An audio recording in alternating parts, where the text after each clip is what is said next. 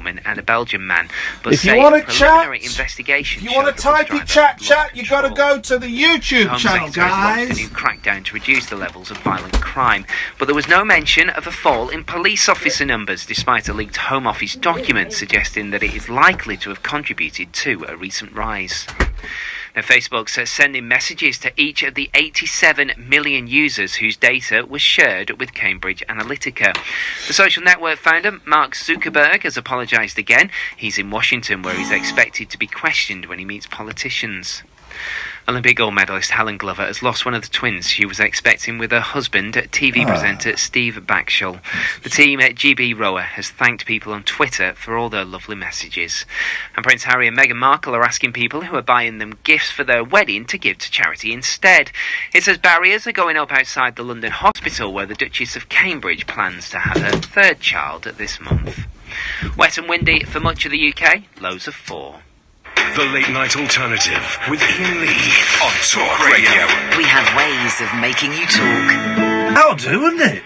I got that right. I downloaded 2 albums that I thought would be a load of old rubbish. Right? I thought there'd be a load of old rubbish that we could have as background music for the show. Okay, so that right. So one of them is this.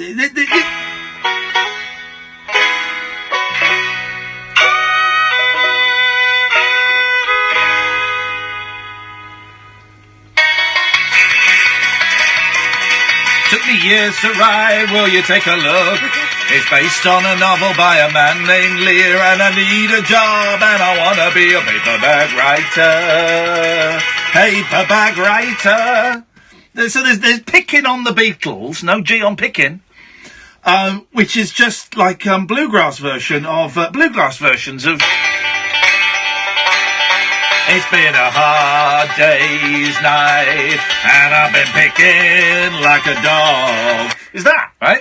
So I downloaded that. That fits the bill.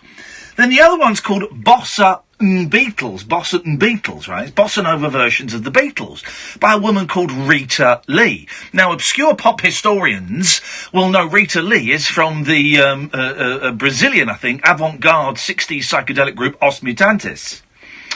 So I was expecting it to be a load of old rubbish. Not saying Os Mutantes rubbish, they're not, but they're quite far out. But it's all brilliant. It's all absolutely brilliant. Let's just dive in. I wouldn't necessarily call this bossa nova, but and that to me sounds. It's the end of the road. It's the rest of a stump. Feels like the same song. A sliver of glass. It is life. It's the sun. We used to play this on the old Rabbit Hole on the Saturday that's morning. A great song. In Portuguese, do you remember? Yeah. Well, this is Joyce and some bloke. I love. This is the only occasion, right? The only occasion I phoned up a radio station before Shazam. I phoned up a radio station to ask what the song was. It was GLR, as BBC London once was. It was GLR. It was about 11:30 at night. I must have heard from about here. And I'm in my car going, what? The end of the load. The rest of us down. A lonesome road. A sliver of glass. A life, the sun. A night, the dead. The end of the run. And the riverbank talks of the waters of March. It's the end of all strength. It's the joy in your heart.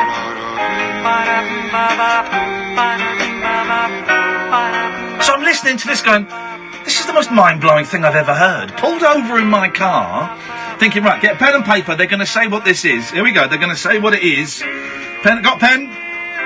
Got a bit of paper, right. What's it called? Who's it by? And they never said. So I had to phone up BBC GLR. I said, that song you just played, what was it? It was Joyce, Waters of March. I would be muscle. There we go. Thank you very much indeed. The one I got is Ellis Regina, who's wonderful, died too young. And there's a brilliant, if you look on YouTube, there's her, and I think it's Carla Shobim singing it together. No. Both with fags on. This is what we need. More people singing with fags on. So this whole Bossa Nova Beatles is just... She loves you. She loves you. She loves you.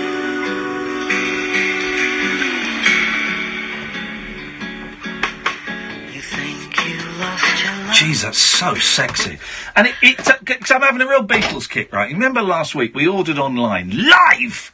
By the way, this is the late night alternative with me, Iain Lee. She's Catherine Boyle. Yeah. Sam's here, but only for a day, then it's all downhill. Really? Again? Yeah. Sam, what have I told you about not going away ever again? Don't go away ever again. 0344 499 1000, by the way. You're listening on DAB, maybe you've downloaded the app, or maybe you're watching us on youtube.com/Iain Lee, and you can watch the show happening live, guys. And I'm wearing a Kids in the Hall t-shirt for those wondering. Kids in the Hall, I'm crush your head. So, live, last week, we ordered Beatles Trivial Pursuit. It came. You said it was going to be too tricky for me. Yeah. It came. It just cost me about 11 quid, right?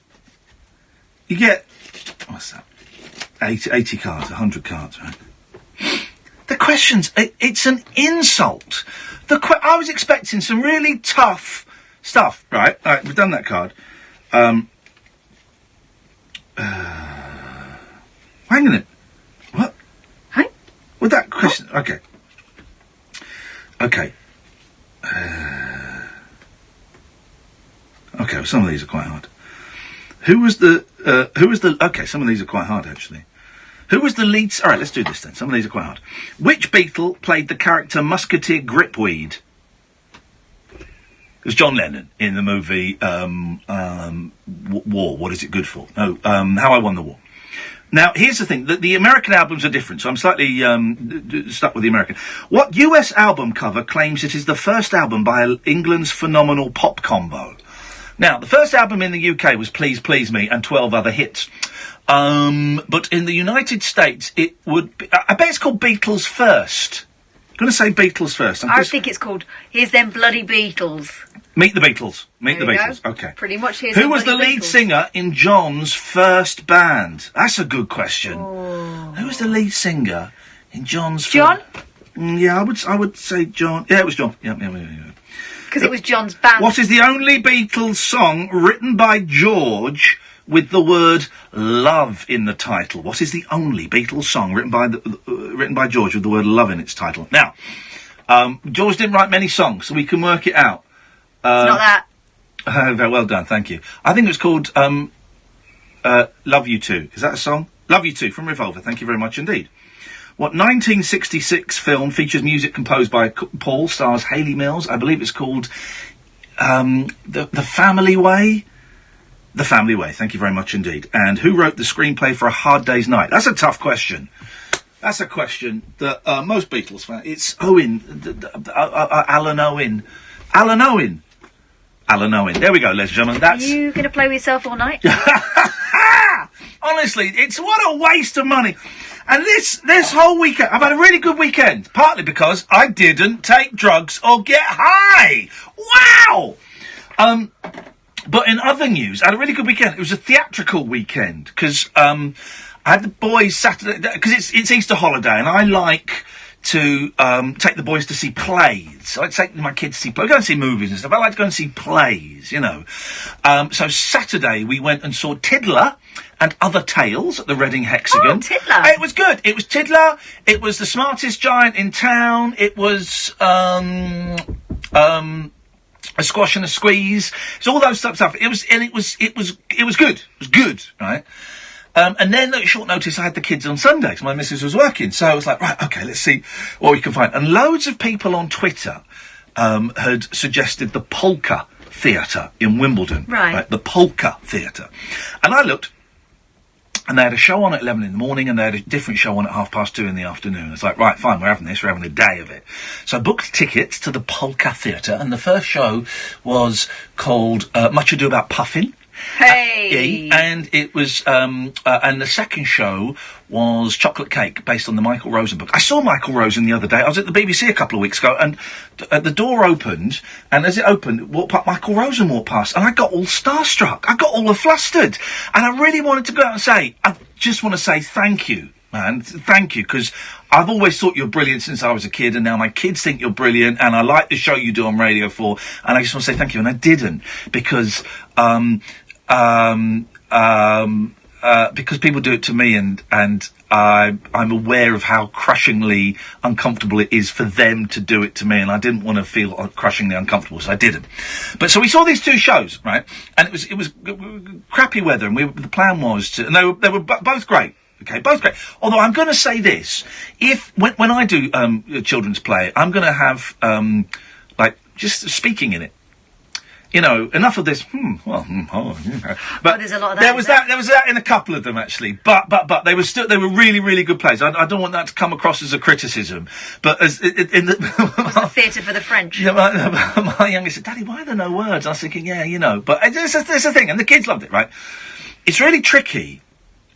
Because my boys are 6 and 8, and I personally felt that a couple of the shows were a little bit young for them. And I said to them, "Do you feel that these shows are a bit young for you?" They said, "No, we really enjoyed it." But I suspect, had we gone 6 months later, the 8-year-old might have felt a little bit. There was lots of kiddies, you know, little ones. But they enjoyed it, and that's the thing. But it's really tricky to find the stuff for 6, 7, 8, 9-year-olds. There's stuff for like 10 up. And there's stuff for babies and toddlers, but that middle ground, man alive, if some budding theatrical company can find plays for 6, 7, 8, 9-year-olds, man alive, you've got literally tens of pounds you could make there. My 9-year-old's starting to get quite grown up in a lot of ways, you know, just to look at her, she's very leggy and, you know, yeah. So you can't really pick her up anymore, Yeah. It's like picking up a spider, it's all Yes. limbs. And she's becoming a bit aware of herself, whereas, you know, the 6-year-old's still bombing around, doesn't give her monkeys if her knickers are showing. So things are changing. Yeah, things are changing, they're growing up, that's part of it. But we had a really good day, and the Polka Theatre is absolutely brilliant. There's kind of stuff to do there. There's like a little library section and a little play section, and it's a really cool little theatre, really, you know, really, really nice venue. And the shows are great. All the shows are great. Not in any way knocking them at all. And you know, after one of them, we went and got pictures of the puppets and all of that kind of stuff. But the plan had been, because it was in Wimbledon, was to go to the first show, have a couple of hours, go to the park, have a kick around and go and see the second show. But it was raining. So we went to the park for a bit, and then I realised it was stupid because we were getting soaked. So it was in Wimbledon. So I thought, right, well, let's go to the shops in Wimbledon and do a little charity shop run. And so we did. We went into a charity shop. I think it was Oxfam. I'd have to double check. I'm pretty sure it was Oxfam, but I don't want this to be a pile-on just because they sexually exploit children and women in poverty-stricken regions, as you know. But I think it was Oxfam. So we went in, and we're having a look around, and my eldest found a Subbuteo set for £3.50. With all the players? All the players, Wow. yeah. And my youngest found like an Angry Birds. It's basically Ludo, but with Angry Birds, for £2.50. We got that. And then he pointed out there was a Horrid Henry box set of 30 books. Now, I'm not a massive fan of Horrid Henry. I ate that kid. Yeah, I don't like Horrid Henry. I personally don't think it's written that well. But I was thinking about this a lot, because I've been thinking a lot about Horrid Henry this weekend. I don't like them. I don't think they're written that well. But the boys love them. And you know what? That'll do for me. The boys love them. So actually, I'm going to rein back on some of my snobbishness. Emily, Chris, Paul and Caddick, stay there. We'll get to you in a bit. So I'm going to rein back on my snobbishness on Horrid Henry. So I'm sniffing. What it is. I know it's not drugs, so that's the main thing. And as Ringo says, so we saw this Horrid Henry box set, and I thought, well, that's 30 books. It was quite tatty. I thought, that'll be a tenner. I'll buy that for a tenner. And I looked, right, and it had the RRP, so what it would sell for in the shops, £97, okay. Then it had the Oxfam sticker on, £45. What? £45.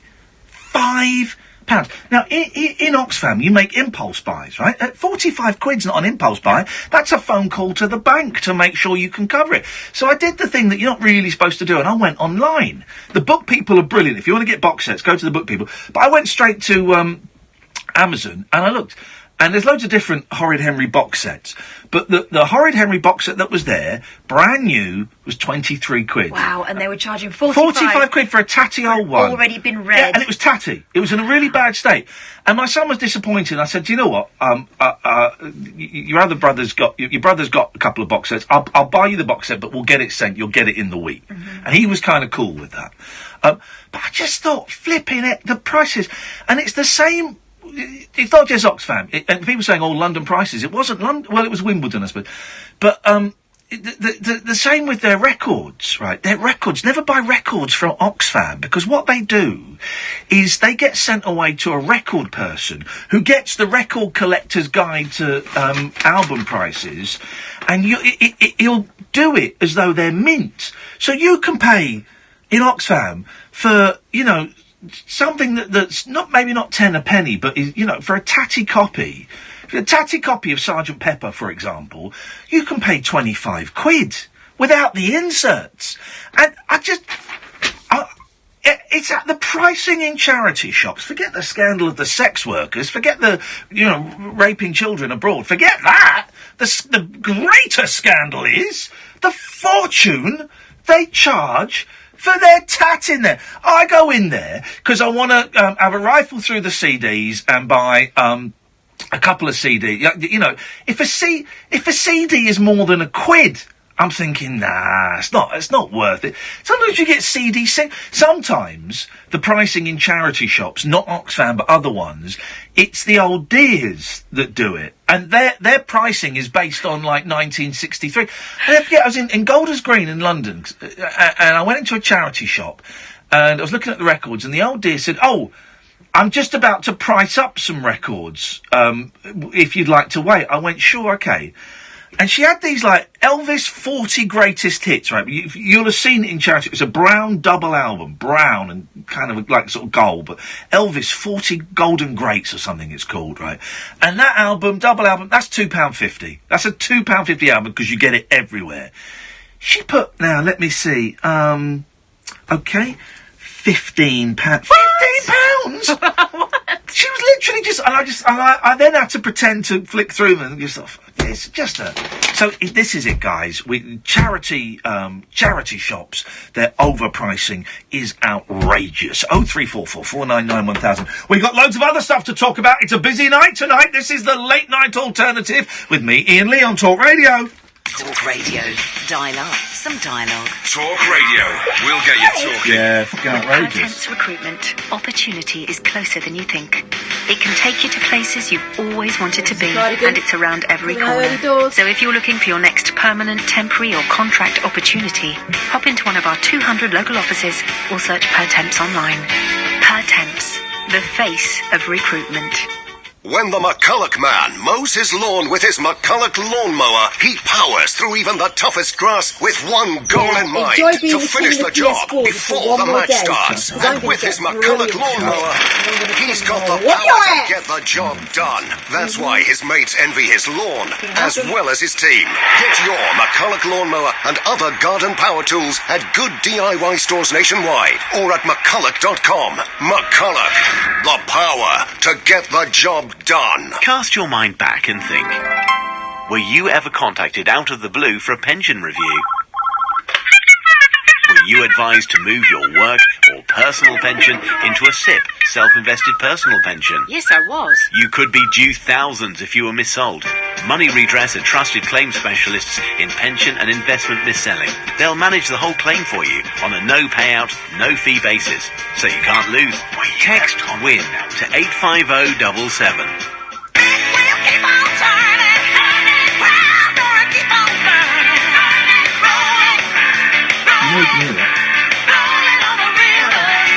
With breakdown cover from the AA, we'll do whatever it takes to make sure your big wheels keep on turning.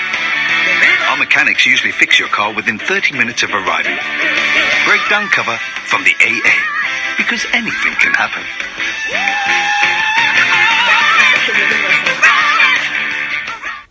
Across the UK, online and on DAB. The Late Night Alternative with Iain Lee on Talk Radio. Here we go. So my mate Andy Kahn, who once ruined the end of Series 4 of Lost for me, has tweeted me a Beatles question. Brian Epstein, 1962. Brian Epstein, 1965. Paul McCartney, 1966. Mike McCartney, 1969. What's the connection? That's a good one. That's a good one. I don't know. We'll have a little think on it. 0344 499 1000 is the telephone number if you want to give us a call. The other thing I wanted to talk about, there's loads of calls, but I'm on a roll. So, as Tina Turner was singing there, I'm going to roll with it.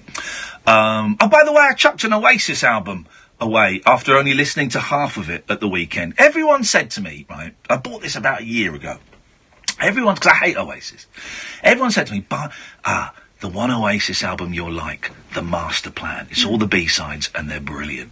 They're better than the singles. It's like having a greatest hits collection of songs you've never heard of, but that you want to hear. So I bought it for £1 on Amazon. And I just had it kind of lying around. I found it at the weekend. I thought I'd taken the boys out. I stacked up the car, right, with music for the boys. So their journey consisted of Gene Clark, Oasis, and Ivor Cutler. That was their journey, and I think they enjoyed Ivor Cutler. So I put on the Oasis, The Master Plan. Everyone said, "Oh no, seriously, I'm not an Oasis fan, but I love that record. That is, I mean, he wrote such. He was writing B-sides that were better than the A-sides, and I listened to it, and first song's all right, second song's all right. Third song's the same as the first two songs. And I just thought, this is utter rubbish. So I listened to about 6 songs of it. Out it came, straight in the bin. Awful. What's a load of old rubbish? Absolute guff. So everyone that told me I should buy The Master Plan by Oasis, shame on you. Go and have a long, hard look at yourselves in the mirror, you musical deviants. But here's the thing that's really got me scratching my head. Eyebrows. What the hell is going on with eyebrows? I don't get eyebrows. I'm going to say it. And it's not just women. I'm not eyebrow shaming women. I'm eyebrow shaming men. I don't get it. They're all different. Because, listen, okay, here's the thing. I'm going to come out and say this, right? I have a bit of a monobrow. I have just a little shave there. That's my pruning. Just a little. It's just a few. It's a little in the middle and it goes and it's fine. Right? That's it. That's it. And I get plucking eyebrows. I get plucking eyebrows. But plucking out, I do not get what is going on with eyebrows. Because some women and men have got like really thick straight ones. Some have got really thin arch ones. Some I know this is a thing where people shave off their eyebrows and tattoo them on. They tattoo on their eyebrows. Some look like they're drawn on by a drunk man in the dark. I've got no idea. Some look like they're done with a big, thick magic mark. I've got no idea what the hell is going on with eyebrows. Thanks, but not tonight. I've just got no idea. I don't understand what on earth is going on in the world of eyebrows. So if anybody can phone me up tonight and explain young person's eyebrows, 0344 499 1000. Do you know what I'm talking about? I do. Young women's eyebrows have got bigger and more defined.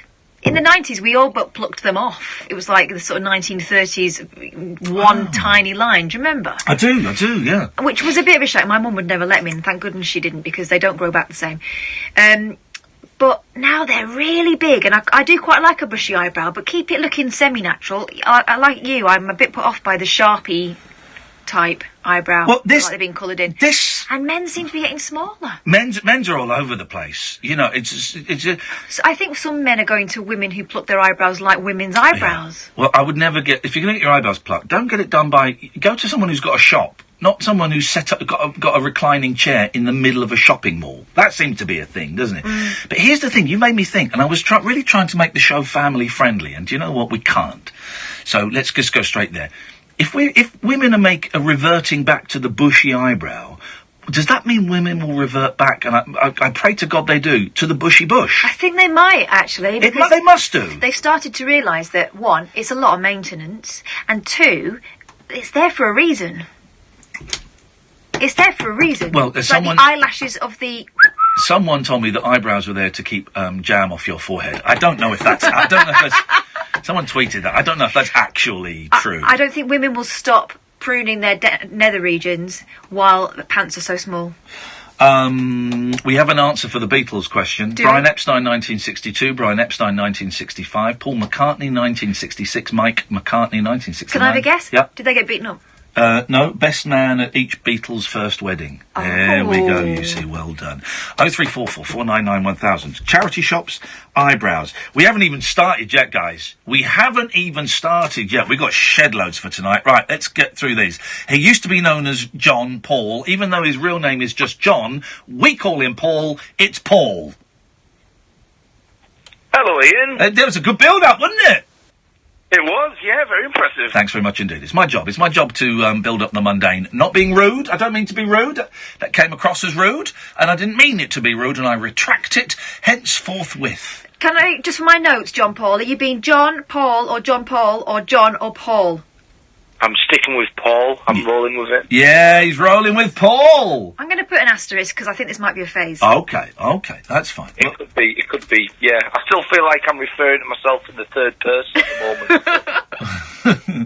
the moment. People actually do that, don't they? Some people actually, because it's like a comedy trope on television, but some people do refer to themselves in the third person. Yeah. I bet Julia Hartley-Brewer does. I bet Julia's not happy. Yeah, I bet she does. She seems the sort. Anyway, Paul, that was mean-spirited, and of course, since I was bullied in the jungle, I'm not allowed to criticise anyone else, according to arseholes on Twitter. Remind me in a minute to tell you why I'm handing in my blue tick on Twitter. I'm making a stand. It's not a blue tick, it's a white tick. Blocked. Everybody that says, actually, it's not a blue tick, it's a white tick. Muted or blocked. You just don't know which. Anyway, Paul, what have you got for us tonight, sir? I've got a new quiz for you tonight. Got a new quiz, hops or horses? Hops or horses? All right, yeah, it sounds absolutely great. Let me see if I can hang on a minute. Let me get some, see if I can get some appropriate, sounds in the background. Hang on a minute. Here we go. This should, I've got to skip these adverts. Oh dear. There we go. All right. Oh, hang on a minute. Here we go. Right. Here we go. Some appropriate. Here we go. This is some appropriate sound effects. Away you go. Horse or hops? Hops or horses? Is it a hop or is it a horse? Hop being the clippity-clop, horse like a dog with big legs. Oh, hang on. That sound effect was only 40 seconds long. Here we go. 12 hours of a horse. Let's skip this. I've got to skip the advert. Dearie me. 12 hours of a horse galloping. Jesus, that horse must be tired. Here we go. Here, ladies and gentlemen. Are we ready? Hang on. Here we go. Yes, go. Is it a hop or is it a horse? When you say a hop, what do you mean? What do you mean? Oh, I need to clarify. A hop like in the sense of a beer, like a real ale. Oh, right. Okay, yep. We got you. We're in. Yep. Right, first one, top of the shop. Thoroughbred Gold or the Emperor? Hang on a minute. Thoroughbred. You've given us two, and this doesn't work as a premise. You've given us two, and we have to say hop or horse. Well, yeah. So we'll go for which one is the horse? The second one. Emperor. The Emperor. Yeah. The Emperor died at the Grand National in 1891. Broke his back while running back to the stables. Correct. Wow, this is ex-horse. This has taken a very dark turn in question one. A little bit of light-hearted Monday evening fun, and now we're imagining horses with their spines snapped. My first osteopath was a lovely lady called Sarah, and she was quite short, about 5'2", and she gave me the joys of back clicking, and she used to be an equestrian osteopath. Oh, gosh. For, I think, the Canadian Olympic team. So before she worked on you, did she ride you around the paddock a few times? There go. I should have been so lucky. And she had to go and click the backs of horses. And I said, God, I bet that was a sound. And she said it was amazing. And what she would do is she would pick up their leg and sort of just manipulate it slightly, then sort of push it up. And their whole spine Imagine a horse's spine clicking. Yeah. Wowzers. I love it. I love it. Do you want to hear my horse story? Yeah, of course we do, don't we, Paul? First time I rode a horse, they took me out on a hack, and I'd never ridden a horse before, and they made it gallop. And I was holding on so hard with my thighs. Here we go, lads. For the dads at home, close your eyes, imagine you're that horse. That my legs at the inside, the inside of my knees, were like carpet burns against the horse. At least that's what she told her husband, hey? I was about 17. Hey, inappropriate. Totes. Naughty horse. Okay, question 2. Question 2. Exceedingly sweet or iron horse? Exceedingly sweet is the horse. Exceedingly Sweet died 12th November 2016 at Wolverhampton. So these are coming off the bend, fatally injured. God, is this like a subliminal anti-horse riding quiz that you're sneaking in to Talk Radio's broadcast antenna? What? No. Iron Horse, for instance, that was 4.8% from Hepworth Brewery. Okie doke. Next question. Question number... I tell you what, here we go. Hang on a second. This is what we do. Alan, question 3 is for you, buddy. Hang on. Alan? Oh, for crying out loud. He's been on the phone for about 20 minutes. And this is his specialist subject. And he's fallen asleep. This is like a wet dream for you, Alan, and you are asleep. It's a horse... try him anyway, Paul. Try Sleeping Alan Caddick with a horse-based question, which is the title of my autobiography coming out in May. In the Rye or Shaky Gift? He said Shaky Gift. He said Shaky Gift? Yep. Shaky Gift is a horse. At Fakenham, 15th November 2016, injured, destroyed. Alan Caddick got it right and he was asleep. Well done, Alan. How do you feel, Alan? Okay, he's dead chuffed. Okay.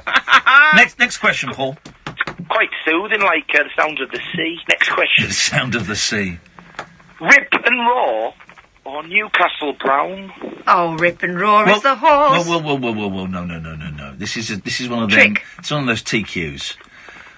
Newcastle Brown Ale is the drink. And it's not made with hops. So Newcastle Brown is the horse. Is that your final answer? Yes, a final answer, buddy. Rip Raw went wrong. Fatal injuries, Ripon, 7th of June 2017. Hang on a minute. Newcastle Brown Ale isn't made with hops. Well, that's probably one for the edit. Even the best. Right, I'm cutting you off. Cutting him off. You can't change the... No, I've cut him off. Flimsy. Absolute flimsy bullshine. What a load of flimsy whimsy. Oh, man. 0344 499 1000 is the phone number. And for all our new listeners, this is as heavy as it gets. I am getting rid of my blue tick on Twitter, and I'd just like to read... Once I work out how to do it, I've been arguing with a Twitter bot today, and I can't quite find out how you do it. But, hang on a minute, let me go to my profile and read my statement out. Because I am returning my Twitter blue tweet. It's my posted, pinned tweet. Dear Twitter, I am returning my blue tick as a protest against Britain's involvement in the Brexit thing, against our support of real Donald Trump, and against the late-night alternative losing listeners. With love, Iain Lee of Well. And I think I'm going to be the first celebrity to ever return their blue tick. And if anybody is tweeting to me, yes, it's the white tick, then you should, you can shove that white tick right up your jacksie, sunshine, and you're going to be muted. So it's as simple as that. It really is as simple as that. Let's go to Chris. Good evening, Chris. Hi, Ian. How you doing? I'm fine. Were you just juggling the telephone then? I was juggling... I don't know what I was juggling. Hey! Dirty boy. Dirty boy. Dirty boy. Imagination. Here's the thing about phone sex. Oh, no. I don't get it. Enough. Hey? No, I don't get it. Enough? Hey, no, I don't get it, right? Because, So hang on a minute. I'm supposed to... Right, so you're supposed to say dirty things to me. Dirty things. And I'm supposed to pleasure myself. Then I'm supposed to say dirty things to you. And we're supposed to go... Ooh, yeah. And then... But then... Rigsby. Right, but then here's the thing, right? Supposing I finish... Right, I finished... Then it'd be like Caddick. Well, then I'm... But then what? Then Actually, maybe that's what happened with Caddick. I finish... I'm ignoring that horrific image. So I finish, right? And then I've got to... Then I've got to carry on. Interest, yeah. But then I suppose that could be like real sex, yeah, exactly. couldn't it? It could be like real sex. Pretend you're interested. Or are you supposed to... I suppose you're supposed to finish at the same... It just seems a faff. It just seems a faff. Shouldn't the lady go first?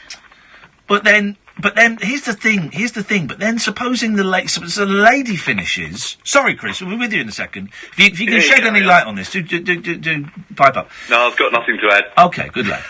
His missus is listening. So the lady finishes, right? This is the problem. You get out of sync. The lady finishes. So then she's like, "Now I want you to finish. Now I'm gonna play with your willy. I'm gonna tickle your testicles, and I'm gonna kiss. I'm not doing it to you, Chris. Chris is getting off on this. I'll be finished in a minute. Carry on. Make it up. Make it up. I'm gonna. I'm joking. I'm gonna tickle your testicles, and I'm gonna. Oh no. Tweak your nipples. I'm gonna kiss your willy. So it's my grandchild's birthday today. I was going to play in this, but maybe not. No. And right, so then the gentleman ends, right, and he goes, "Oh, that was great. I really enjoyed that." Anyway, sorry, it was a wrong number. No, then she goes, "Oh, that's got me all frisky again." You go, "Oh, flipping heck, no, really?" Yeah, I'm all frisky again now. You go, and because if you're a gentleman, she can't go, "I'm sorry, love."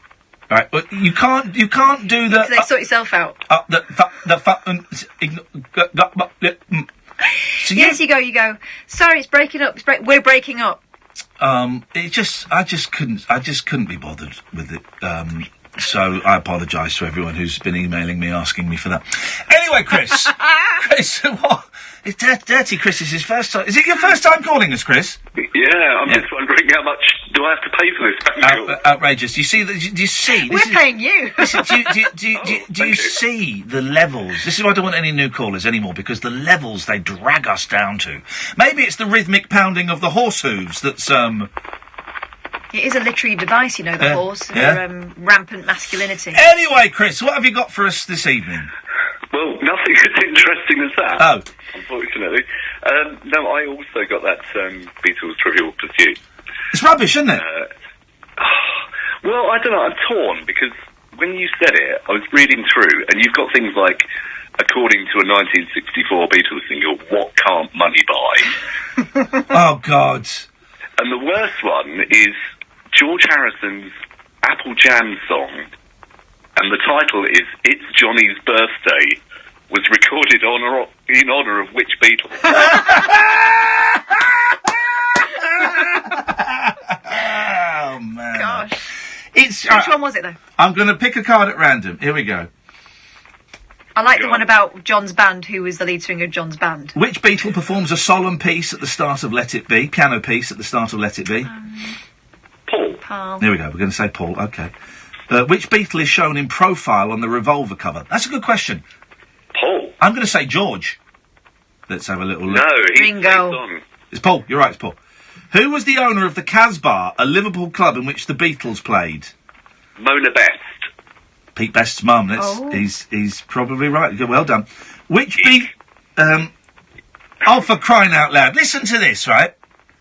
Let's give this one to Catherine, Chris. Okay. Which Beatles song expresses a desire to hold the end of someone's arm? Could it be, I want to hold your extended digit. Jeez. Ridiculous. Who was the first Beatle to have a solo single top the charts in America and the UK? Think about it. Ringo? Ooh. Chris? Ooh. Another Day, Paul McCartney. It was George. I don't know doesn't say what the song was. I would have said My Ringo. sweet lord. Because Ringo had the best run of hits immediately after leaving the Beatles. He had like 4 or 5 huge hits when the other Beatles hadn't got off the starting blocks. He did get a lot of help, though, didn't he? And speaking of help, in Help, which Beatle falls through the floor of a recording studio? Ringo. That's a good. I like Help. I know it's racist. I know that Leo McKern and Eleanor Bron black up, but it's a great film. Help. I'd love to see Help at the cinema. That killed that conversation. Looking through the cards now. No, go on. I'm just looking through the cards. It's such a disappointment. I thought because Trivial Pursuit, right? It was 11 quid, right? And Trivial Pursuit is the high watermark of intelligent quizzes, and this is dumbed down. This is dumbed down, and I'm going to call it by its incorrect title just to annoy them. Trivial Pursuits. Here we go. Which Beatle had a beard throughout the film? Let It Be. Paul. Yes. There we go. When are they going to re-release that as well? Come on, guys. Get off your high horses, release Let It Be. We've all got the hooky bootleg tapes. We've all got DVDs of it floating around. Release it officially.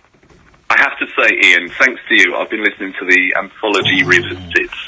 Wow. Isn't it? You're not the guy that emailed me or tweeted me the other day, are you? Possibly, probably, Someone tweeted, it's this great thing, it's online, it's on SoundCloud, I found it on a website and downloaded it, it's probably on YouTube, the Beatles Anthology Revisited, It's audio only, it's not video, it is like a 28-hour, fan-made Beatles documentary that is way better than it's incredible. Whereabouts are you up to, Chris? I'm just up to... They've just finished Abbey Road, and they're splitting up. Don't tell me what happens! Don't tell me what happens! Spoiler alert! I said they split up. Is that a spoiler? Oh, no! Oh, no! I've just had... they reformed 20 years later. I've just had Magical Mystery Tour, and which is a terrible film, but it made me want to see Magical Mystery Tour, even though it's a stinker. Yeah, it's brilliant. Chris, thank you for that, mate. I'm glad you're enjoying it. Thank you. Cheers, fella. Ta-ta. 0344 499 1000 is the telephone number. We've got loads of calls, so I would hold off calling for 15, 20 minutes or so. This is the Late Night Alternative with Iain Lee and Catherine Boyle on Talk Radio. Across the UK, online and on DAB. A new kind of talk radio. We'll get you talking. Countdown to Brexit on Talk Radio with The Times. Know your times. The clock is ticking as the UK prepares to officially leave the European Union. Listen to the No Nonsense Breakfast with Julia Hartley-Brewer tomorrow morning from 6:30, when she'll be joined by Times journalists to discuss the latest Brexit developments. Don't just be informed, be well informed with debate, analysis and opinion from right across the political spectrum. Countdown to Brexit with Julia Hartley-Brewer, weekday mornings from 6:30 on Talk Radio with The Times. From office equipment to fuel. What if the everyday things you buy for your business could add up to something a bit more rewarding? With the American Express Gold Business Card, you can earn membership rewards points on your business spend, and use them for office supplies, restaurants, or even flights. Join now and get 20,000 bonus points when you spend £3,000 in the first 3 months. Plus your first year's annual card fee is on us, saving you £125. Search Amex Gold Business to apply. Welcome offer subject to card membership approval. For a card with no annual fee, rewards or other features, an alternative is available. See website for terms. This is where the story begins. That was ridiculous. Absolutely brilliant. Where risk brings reward. That's a good start to the show. Let's go. It's good late, and McElroy birdies the 72nd. Where the fearless are favoured. Tiger's got it. He's still got it. Where heroes live. This is going to be some season. Sky Sports Golf. Feel it all. MyGarMeter.com. A new clutch? That's really gonna cost me. Whatever your car needs, just type in a few details and approved local businesses will quote for your work. Then pick whichever's best for you. Just visit MyGarMeter.com. Late night conversation, wealth losing sleep over. The Late Night Alternative with Iain Lee on Talk Radio. We have ways of making you talk.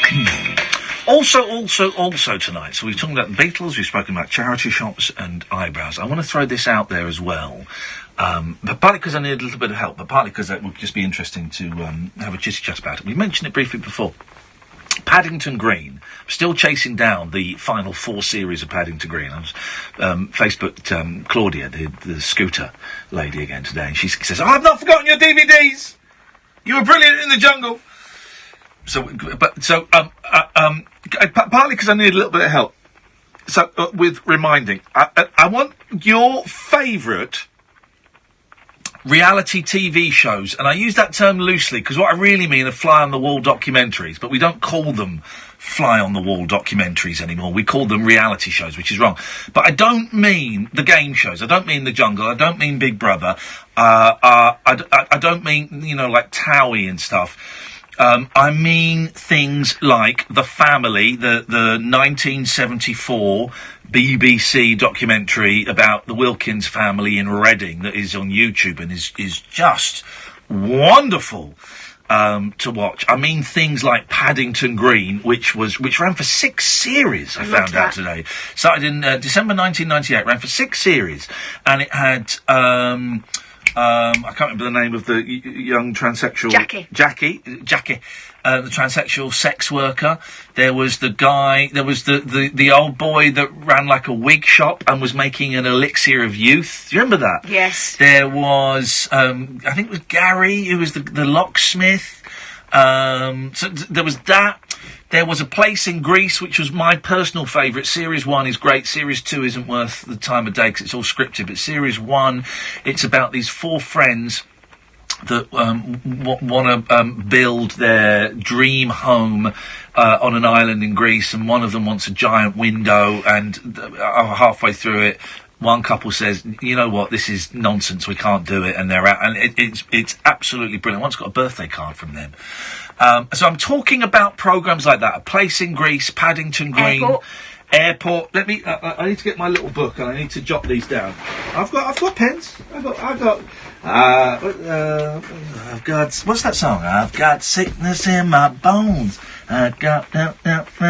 What's that song? Fat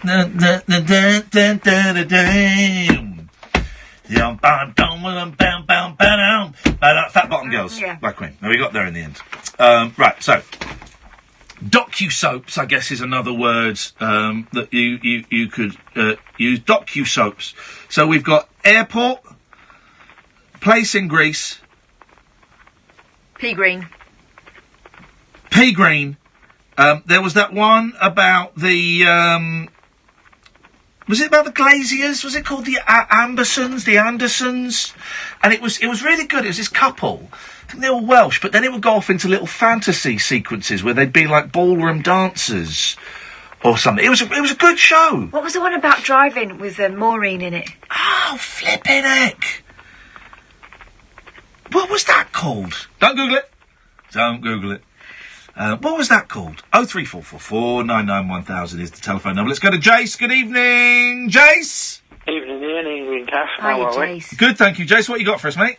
Yeah, I was going to talk about charity shops, but then you just poked up my interest talking about the docu-soaps or whatever you want to call them. Go on. We can talk about both. What was the one with the old geezer that used to hoard? He used to collect all the stuff. Mr. Trebus. They were trying to get him out. Mr. Trebus and... Mr. Trebus, that's it. What was it called? It was filmed all over the country, but that series was filmed in Crouch End, because I used to live near there. It was narrated by John Peel. A Life of Grime. That's what that was. A Life of Grime, Mr. Trebus. That was brilliant, but it takes me to kind of my point about the charity shops. Rip off charity shops. Yeah. I like a rummage. I like a good old rummage. I collect DVDs, collect records. Yeah. But they're just, as you say, they're just a rip-off. Now, you go from one charity shop, you 25p a DVD, and then some of them are £2. So I've boycotted the chain charity shops. I just go to all the little independents. And Wimbledon is one of the worst. So hang on a minute. You're familiar with the Wimbledon rip-off prices in the charity shops, are you? Yes, because I live around South London, so I do a little run. Me and my dad do it. We love a little. He does records. I do records and films. and I like DVD and whatnot. I never look at the clothes. No, I'm not interested in the clothes. Sorry, I couldn't care less. Who buys the Dead Men's Shoes? No! I like the CDs, the albums sometimes if I'm feeling a bit flush, but I haven't really got room for albums at the moment. And I started looking at kids' games, because sometimes you can get, you know, like I said, we got a perfectly decent, almost untouched, Subutio set for £3.50. I thought that was a little bargain. So I keep an eye out for kids' games, and quite often you get top trumps in there for 50p, which is good. But yeah, the 45 quid for some tattered Horrid Henry books. Yeah, ridiculous. Do you remember, Kath, we went to one in central London, and they had a gramophone. Yes. And I had my eye on it, and it was 100 quid, but it was beautiful. And I was going to buy it, and I said, before I buy it, can we just have a go on it and listen to it? And it sounded awful. It was really scratchy. I'm joking. It was really wibbly, wasn't it? It was wibbly, and I said, that don't sound right. And they're going, oh, no, it's really old. I said, yeah, I know it's old, but for 100 quid, I'd want a mint one that played perfectly, and that tempo is all over the shop. Yeah, it was one of those ones you could wind. It was like a picnic one, wasn't it? I said, I'm not having that. And they think just because something's old, that have a look on eBay, guys, first of all, and see how much it costs on eBay. That's what you need to do. Definitely with this record resurgence they're doing now, and everyone seems to be buying records, they seem to all think that every record now is worth a lot of money. Yeah. So what I tend to do, I've got a disc. The biggest thing, Discogs. Yeah. Go in there, then you just scan the barcodes, and then it tells you what they're worth, and then you know if you get a bargain or not. That's my little tip. No, Discogs is a great website, actually, for pricing records and finding out kind of, what they're going for. Listen, I don't want to do charity shops out of money, but if they overprice it because they think something is worth a fortune when it is not, well, then more fool them. It's a waste of everyone's... It's a waste of everyone's time. I do blame eBay, though, Jace, because I used to love a car boot. Oh, God. Oh, I loved a car boot. The amount of crap I've bought at car boot sales. And you go to a car boot sale now, and all it is... Well, you don't even get the hooky DVD man anymore. It's rubbish, because everyone sells their stuff on eBay. That or everyone thinks they got something special, so they're all selling it at inflated prices. So gone are the days we used to go to a car boot sale and get something for cheap or a little bargain, because everyone now Googles everything, or they check it on eBay first. So they're selling it at a price that, well, kind of what it's worth. But at the same point, no one's getting a bargain, because no one's making them happy little mistakes that everyone's looking for when you're rummaging for things. Jace, nice to speak to you, mate. Thank you very much. Jace disappointed that he's no longer able to profit from people being dumb. Driving school. Driving school! That was it. Driving school. I'll tell you what. I wasn't sure I'll tell you what I'm going to do. I've got this... We've talked about it on the show before, about maybe doing it as part of this show, and actually I think it's a bigger thing, of doing like a sort of follow-up to where all these people are. So let's go and see where Mo is. I don't even know if Mo's still alive. The Spake. Jeremy Spake, the people from Paddington Green, and go and doing a little follow-up. And we had an idea for this show of inviting them all out for dinner and kind of, taping their conversation. But I don't know if that's it. So then today I was thinking, it'll make a good, still thinking about the One Show. It would make a good series on the One Show. This week we're finding out what happened to the stars of Paddington Green. And then someone said to me, well, yeah, but if a lot of these are ITV and Channel 4, the BBC won't want to, another channel won't want to touch another programme's clips. So it's got me thinking, and this is where I could, and George and Peter and Jonathan and Jerry, stay there, I'll come to you after the news. It's got me thinking, and this is where I could do with a little bit of help from you, dear listeners, of possibly crowdfunding a documentary. I met Jeff, who I've not spoken to about this, but Jeff, if you're listening, me and you would film it, and we'd go and do it. And but I don't really know how crowdfunding works. You obviously got to cost it, so I'd have to cost. I don't want to necessarily take any money from the crowdfunding, but you got to cost factoring Jeff's time and money and his expertise, licensing clips from those channels, because that's where it comes. Travel, that's it, really, and then do it. But I don't know if it's the kind of thing that people will be interested in. But then that's what you just got to put it out there and see if people go for it. If you've got any experience with crowdfunding, 0344 499 1000 is the telephone number. What a packed first hour. Let's try and unpack a bit for the second hour, shall we? This is the Late Night Alternative on Talk Radio. Talk Radio. Listen. Phone. Talk. Talk Radio. We'll get you talking. But then people don't get to see it. Like crowdfunding it. Guess what? It has a release into the wild, but I got a Patreon pay means rise that too, and so did I. only That's people that fund it because see on it, the or they 1st see of extras April, or the something. national minimum So I wage think it would need to be, the national you need to living say, right, we need both went up. £5,000, What's more, it's your whatever it legal is, right to receive it. Find out if you're make due a this pay and then rise get it too. released. Check your pay at gov.uk/check your pay.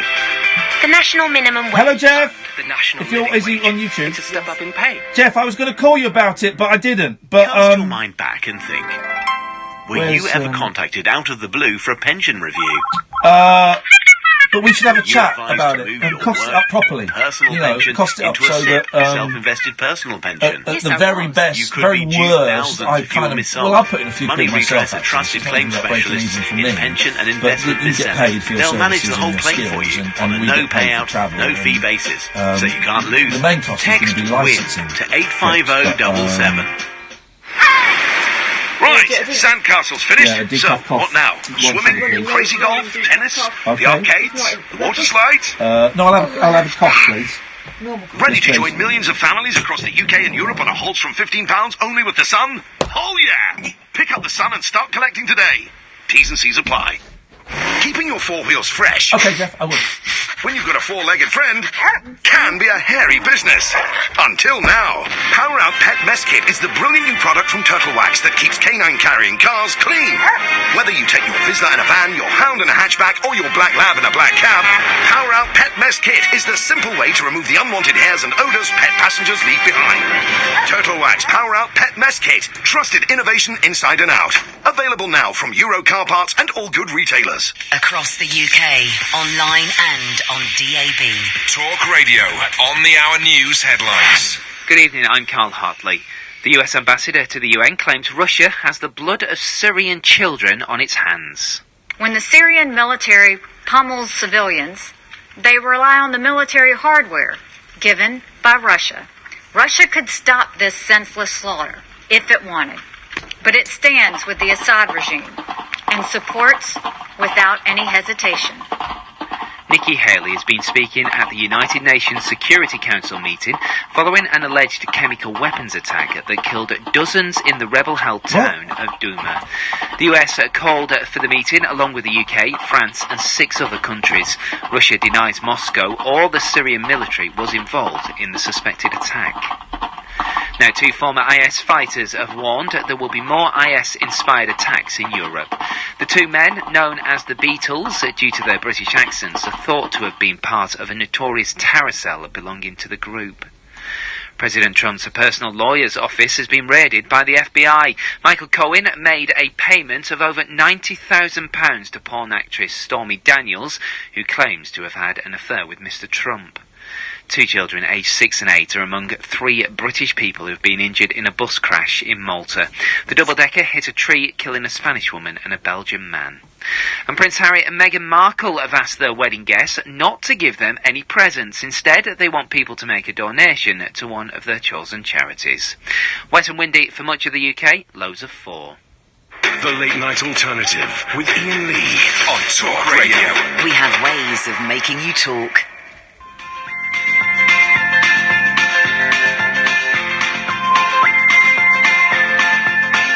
There's a voice that keeps on calling me down the road. That's where I'll always be. Every stop I make a new friend. Can't stay for long, just turn around and I'm gone again. Maybe tomorrow I'll wanna settle down. Until tomorrow I'll just keep moving on down this road that never seems to end. When new adventure lies just around the bend. So if you wanna join me for a while, just grab your hat, come travel light, that's old style. Maybe tomorrow I'll wanna settle down. Until tomorrow, the whole world is my home. So if you wanna show. Just grab your Not that as many 10 years ago. Maybe tomorrow I'll wanna settle It's down. Cross Your Head, Kids in the Hall. Till tomorrow I'll just keep moving on.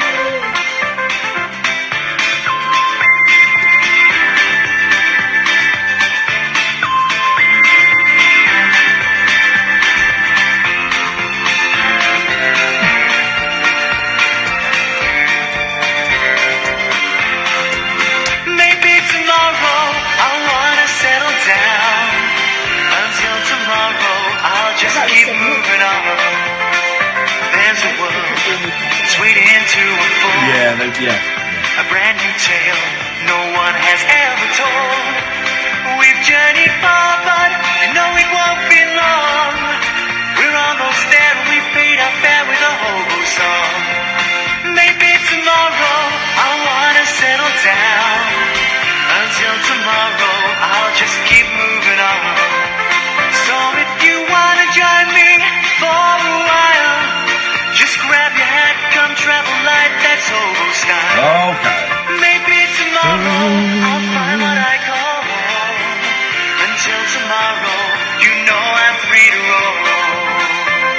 So easy to snipe and be mean, and on this show we try and be celebratory about things and bring you the best in art and culture and music and movies and things like that. But I've got to say, and I'm saying this so you say yourself, well, I spent 20 minutes of my life watching this crap. It goes on for over an hour.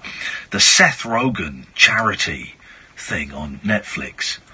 And I like Seth Rogen. You know, he's the stoner actor with the big beard. I like him. I like him. I think he's a great guy.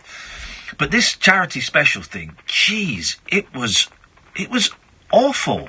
And it's Seth Rogen's bit at the start was just terribly unfunny with his bit with dicks. Then there's this stand-up comic called Michael Che, I think his name is, and I found his stuff quite homophobic. I found it quite homophobic. And then there was then Fozzie Bear was in it, but it was awful. And I fast forwarded through some bits, and this is where I stopped. Was Sacha Baron Cohen doing David Attenborough, and it was just honestly, just don't waste your time, guys. It was bloody awful, absolute. And Netflix is a lot, you know, unless they're advertising with us, then all of their stuff is great. But Netflix is primarily rubbish, right? Basically, Netflix, their tagline should be, we make you lower your expectations when you're looking for a movie. Because it's all rubbish.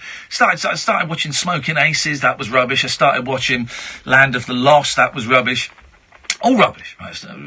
All rubbish. But this Seth Rogen thing, God, lazy, homophobic, it's just awful. Just awful. I made me want to gouge my eyes out. Let's go to Peter. Good evening, Peter. Hello. Peter's got his own hello there. Hello, here's Peter. Yeah, it's me. Yeah, I've been hanging around for half an hour. There we go. Hey, Ian, great show. Thanks, man. It's the first time I've ever bothered ringing a talk radio show. But what got you hot and horny? Was it the sex chat? No, it's because you said something right stupid, and I don't know. I think you're bonkers. I think you've called in the wrong show, sir. This is the show where nothing. Go on. What did I say that was right stupid? Newcastle Brown. Huh? You said, my friend, yes, that Newcastle Brown has no hops in it. Well, here's the thing. If you had been watching on YouTube, you would have seen me turn to my female pal, Catherine, and shrug my shoulders and go, I don't know. Just every now and then. Every now and then, Peter, every now and then, I will take a punt and I will throw out something and see if it sticks. But I'm guessing this was like nailing a jelly to a wall. Was it factually incorrect? You've roped me in, haven't you? Well, it wasn't necessarily roping. I honestly didn't know. I was just taking a punt. Because sometimes when you take punts, you strike gold. But I guess I struck turd. Go on. The clue is in the name. It's ale. Ale, right. There is no ale without any hops in it. Ah, I see. Still, it's a disgusting drink that should only be consumed by 17-year-olds. I used to drink it. Well, yeah, when you were young and you wanted those crazy... Hey, it's lovely in a stew. Oh, for crying out loud. Oh, you're dead right, actually. Yeah, get it chucked in. Oh, yeah, you're right. Well, I'll tell you straight, my granddad is spinning in his grave. He was a Geordie. Oh. It was, for me though, Newcastle Brown Ale was what you drank when you were 17 in the 90s as you were watching the Soup Dragons. Yeah, I did. And then the girls would use them. Oh no, that was Brossettes would use the Grolsch. No, that was Grolsch. There we go, it's Grolsch. There we go. I'm mixing up my boozes. It came in nice bottles. It came in very nice bottles, and that was pretty much all that could be. When listen, I've not had a drink for a long time, and as I was kind of stopping drinking, they were bringing in the. No, actually, it was a little bit. They've been around for a while. The fruit stuck in a bottle top, a lime, like San Miguel with them. Yeah, does that? I'm guessing that's not a thing. I'm guessing that's not a thing anymore. Well, I don't know. I'd certainly not touch it. It's a thing. It depends where you go out, doesn't it? I'd be horrified. Summertime. What? And they banned. If it's given to me, I'll drink it. Of course you will, Peter. You're a desperate booze hound. I can detect that. I can get that vibe from you. Well, listen. I'm glad you've corrected me, Peter, and I certainly won't hold it against you. No pleasure. Thanks for calling, man. Take care. Ta-ta. See you. Bye-bye. Let's ban that guy. I didn't like his attitude. Well done, Pete. No, yes, he's picked up my technique of occasionally throwing out stuff. And if you say it confidently enough, most people will believe it. Yeah. By the way, just to remind you, I am I'm returning my blue Twitter tick. It's white actually, to Twitter, in protest of Brexit and the support of Donald Trump. So that will be happening as soon as I work out exactly how you send it. I can do that. Evening, Dave! Hello. Do you know the song, Dave? These are the Daves I know. I don't know. You don't know it? No. Would you like to hear it?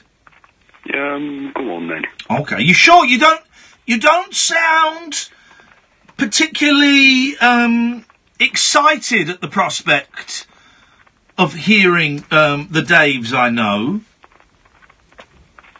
Well, I think we'll give it a go. You sure? I'm positive, yeah. All right, then. Well, then, for one night only, here's the Daves I know for Dave. Caller, go ahead. Yeah, I'm here with my girlfriend.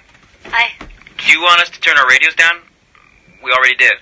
Hey, hang on a second. I didn't realise this was so pertinent. This may have swearing in. I don't know this bit. I didn't realise this was so pertinent to phone-in radio, but it turns out it is. Here we go. Let's try again. Caller, go ahead. Yeah, I'm here with my girlfriend. I'm hovering over the dot button. Do you want us to turn our radios down? We already did. Yeah. Okay, listen, will you play our song for us? Well, what is your song? Inagata Where we Davida. belong. What is your love song? It's, It's, These are the days I know. These are the days I know. These are the days I know. These are the days I know. David Hoffner, he works in my dad's store. He's worked here for 12 years. He'll probably work here for more. I love it. These are the days I know. These are the days I know. These are the days I know. These are the days I know. Dave Gord, I've known since I was 6. In grade 8 he broke his leg, so we got drunk and sick. Yes. These are the days I know. These are the days I know. These are the days I know. These are the days I know. Some of them are Davids, but most of us are Daves. They all have their own hands, but they come from different moms. These are the days I know. These are the days I know. These are the days I know. These are the days I know. Dave Jadisky, man, this cat can swing. He weighs almost 50 pounds and he delivers my paper on time. These are the days I know. These are the days I know. These are the days I know. These are the days I know. Dave Capisano, I hardly know him. These These are the Daves I know. These are the Daves I know. These are the Daves I know. These are the Daves I know. We are the Daves he knows, he knows. We are the Daves he knows. We are the Daves he knows, he knows. We are the Daves he knows. Some of us are Daves, but most of us are Daves. We all have our own names, but we come from different homes. These are the Daves I know. We are the Daves he knows, he knows. These are the Daves. How does that fit in with your lifestyle, Dave? I thought it was brilliant. Thanks, man. Well, there's a song about you, and you just didn't know it. Anyway, what have you got for us tonight, Dave? Well, I'm just ringing up, because I've seen a picture of you in the paper. I'm just going to see if you're alright, because you had a cast around your neck. Yes, well, these are tough times. I don't know if you know the story. I don't really want to go into it too much, but I fell down a well. Yeah, I read it in the paper. I was just ringing up to see if you were alright. I'm alright. I'm embarrassed. What paper was it in? The Metro. On the train. Oh, free paper. I'm alright. I'm embarrassed, but I'm alright. I'm using it as a learning curve, Dave. And that learning curve is, don't trust holes in the ground. That's what I'm learning. Well, I'll take that on board. Thanks, Dave. All right, have a good night. Thank you. Well, I'm glad I played that song, otherwise that would have been a really short call. Curious Dave. Curious Dave. 0344 499 1000 is the telephone number. So, so far, Seth Rogen, charity shops, Dave's, Beatles, and... Eyebrows! And we haven't even got started on passports and ISIS yet. This is Talk Radio. Talk Radio. Digital debate What a show. for the UK. Talk Radio. We'll get you talking. My car needs a service, but where can I find a good price and someone I can trust? Whatever your car needs, just type in a few details and approved local businesses will quote for your work. Then pick whichever's best for you. Just visit... Morning, you're up early. Busy week, I've got a lot on. Oh, that's good. Yeah, I'm on a bedroom today, on a bathroom tomorrow, on a lounge on Wednesday, and on a hall stairs and landing the rest of the week. Well, I best let you get on then. With 7 a.m. opening so you can get on with your day, you'll be happy talking to Dulux Decorator Centre. Visit duluxdecoratorcentre.co.uk or your local store. Dulux Decorator Centre. Centred on you. Right, sandcastle's finished. So, what now? Swimming, crazy golf, tennis, the arcades, the water slides?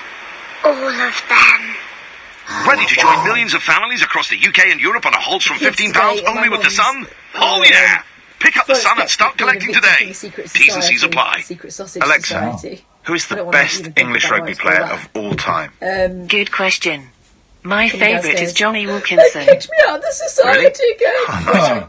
Alexa, who is the greatest rugby player of all time? Stop telling My the password. favourite Yeah, exactly. is Sergio Perez. Then by the third time I went, well, your bank to rise. Take out Vitality Health or Life Insurance today, and you could get an Amazon Echo Dot, just like Johnny. And to find your inner athlete, enable the Vitality Alexa skill for fitness and nutrition tips.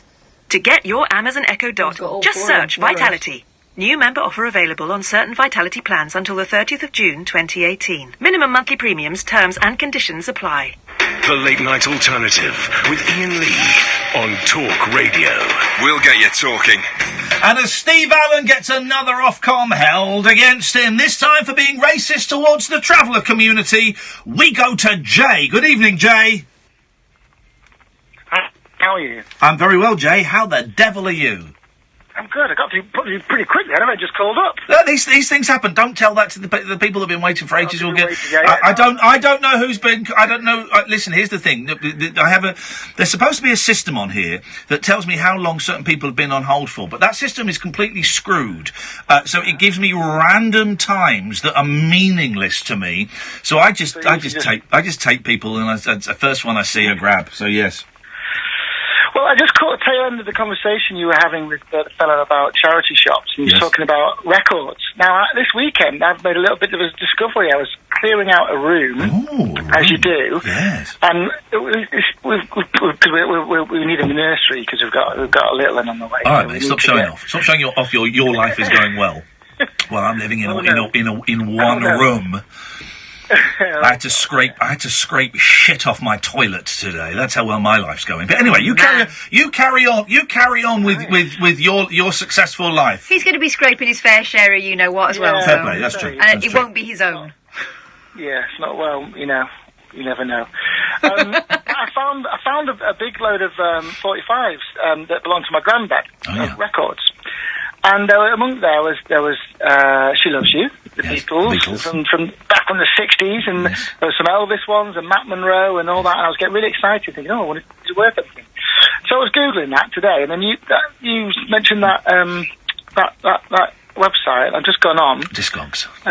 And yeah, they're worth about £1.40 each. Yeah, of course they are. Here's the thing: everyone finds like "She Loves You" by the Beatles and goes, "Flippin' heck, this is an original. This is going to be worth a fortune." No, it sold about 10 million copies. There are about 10 million copies of that single floating around. It's worth nothing. Yeah, that's right. There's Andrew's sisters and Matt Monroe. And I also found, I mean, I can't judge my granddad too harshly.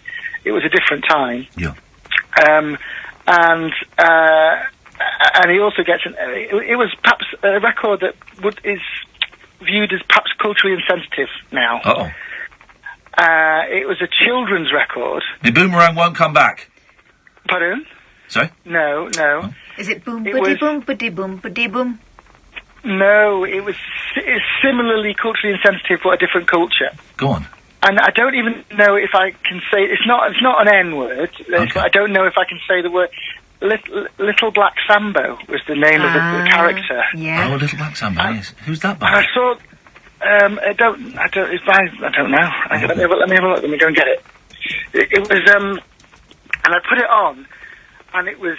I mean, hilarious. My granddad gets an extra pass because he was a brown gentleman, so he gets an extra pass as well. But still. It's pretty shocking by today's standards. I know that book, isn't it? There's a book of it. And his mother is called Big Black Mumbo. Mumbo and Jumbo is his mum and dad. Yeah. Isn't there a tiger in it as well? Yeah. Well, I've seen a cartoon of a tiger, 1935. Yeah. Well, you know.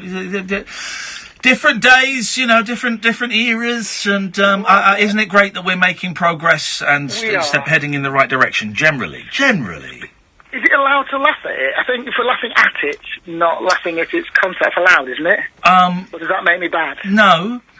We laugh. We can't. How uncomfortable. We can't control what we laugh at. You know, if we find things funny, we find things funny. But it, you laugh if you want. I don't care. I don't care. There'll be. But then again, I'm a white, middle-class, middle-aged, heterosexual, privileged male. So I'm allowed. I'm not allowed, but I can laugh at most things. You're also part of the snowflake liberal elite, and if you say it's okay, then that's okay. Jay, I get a pass. You don't get a pass. No. Here's the thing: I don't think we're allowed to say whether it's okay or not. No, exactly. I wouldn't. You can't really laugh at it. You can laugh at the inappropriateness. Gosh, it's so old-fashioned. Want things different, but I can't laugh at that. Let us go to Jerry. Good evening, Jerry. Oh, is Caddick still there? No, Caddick's gone. He sounds like Darth Vader. Didn't he just? Hey, but you're sounding clear as a bell. They've sorted his meds out. Oh, yeah, not yet. They've given him the meds that cure Parkinson's, not yet. Not the ones that make it worse. No, it's in the pipeline. Got about a week. Okay, well then you're okay. I What you got for us, Jer? Forgot. Oh, jeez. I'm only lucky enough to get through 6 people. Don't complain. Just have to be on. What was I going to say? Oh. Yes? Sexual Parkinson's is interesting. Sexual parking? Sexual Parkinson's. Michael Parkinson's? Yeah, oh, you mean sex with actual with the condition? Yeah, it's interesting. Well, hang on a minute. When was the last time you had it away? Full on. A while. If I lived in a care home, right. Put sound effects on just to go with it. Sound effects are. If I lived in a care home, there'd be a steady stream of sex workers of all nationalities, all genders, or just coming in and out, just going in the middle of the night, doors slamming. It used to be allowed to go down, but the minibus broke down. Sorry? It used to be allowed to go down, and the minibus broke down. Well, forget the minibus. I'd just have the door open. I'd be on the phone going, "Yeah, send another one." This time, can we get a Chinese man, please? What? I just go nuts. I just cash it because listen, they're going to get your money anyway, right? They're going to get your money, so you might as well spend it on hookers and help the gig economy. That's what you might as well do. I'd have men, women. And that's all I'd have, because anything outside of that sphere would be illegal and doesn't work for me at all, obviously. But I'm just saying, I'd have it all. Come and go. You're really spoiling the day mirror tonight. Yeah, exactly. Come and go, guys. Come and go. Bring any friends with you? That's what I do, Jerry. And you should do the same. If the wheelchairs are rocking, then only come a knocking if you want a socking. So. And I just be having orgies on in my wing. That's what I've been doing. Dangling people from the ceiling with the hoist. Sorry? Dangling people up and down on the... Yeah, the hoist! He's got the hoist! He's got the hoist! You've got sex toys! These are sex toys that they're giving you, man! Make use of them! He'd have the repairman in every week. Oh, of course I would. Of course I would. He's well fit. Seriously, if I'm in a care home, anything goes. Any hole's a goal. Flippin' heck! Just try tomorrow. Just do it, Jerry. Do it. You got your benefits. Spend all your money before they can get that 400 quid off you they want. Spend it all. Well, they go, "Where's your money?" Sorry, I spent it on Good Time Charlie. Don't buy cocaine. I'm not in any way endorsing that. But just go online, get them round, have a great time. Wow. Have a great time, Jerry. Enjoy yourself, mate. Do a crowdfunder. Go to get a crowd. GoFundMe. They should start a GoFundMe, but call it Go F Me. Okay. And it should be for people who just want to have a good time but can't afford it because they're down on their luck. Go F Me. I need $25,000 so that I can fund a depraved week in my care home. Window, I can't see anymore. Sorry, Jerry? Trains are going past the window. Trains? Yes, you can't hear it. You couldn't hear that last exciting idea. Okay, well, it's in practice it might not work as well as long one. No, sorry, long one. There we go. You see, he did hear it. Oh, Jerry, I'm sorry about Ian. You know what he's like. He's very randy today. He's very randy today. Been watching Carry On films, I think. I've had an all right day. What have I done today? Had a haircut and a beard trim. Tried to type something up and then it wasn't happening. Went back and meditated. I lit a candle, and it's a scented candle. You can't really smell it. And meditated, and then I played some Overwatch, and then I went to a meeting, and then I came here, and I did, let's be honest, probably the best radio show that's being broadcast anywhere in the world at this moment in time. That's what I did, Jerry. That was my day. Did you pick up a message on the answering machine? What message? That's a message. I haven't listened to it. When did you leave it? Weekend. Oh, I don't know. I don't listen to them until we've got a show coming up, and then I'll go through it. So. Cliff Richard. No, listen. We've got to be careful about Cliff Richard because the big court case starts on Thursday. Big court case. He's suing the BBC for I think for breach of privacy, infringement of privacy, something like that. So we've got to be a bit careful. Got to be a little bit careful. Let's not talk about Cliff Richard at this. Let's exactly. I'm going to cut Jerry off because he's going to say something inappropriate. Let's not. He's going to say something inappropriate. I know, it's terrible, isn't it? But yeah, big court case coming up. It's going to be interesting to see. Here's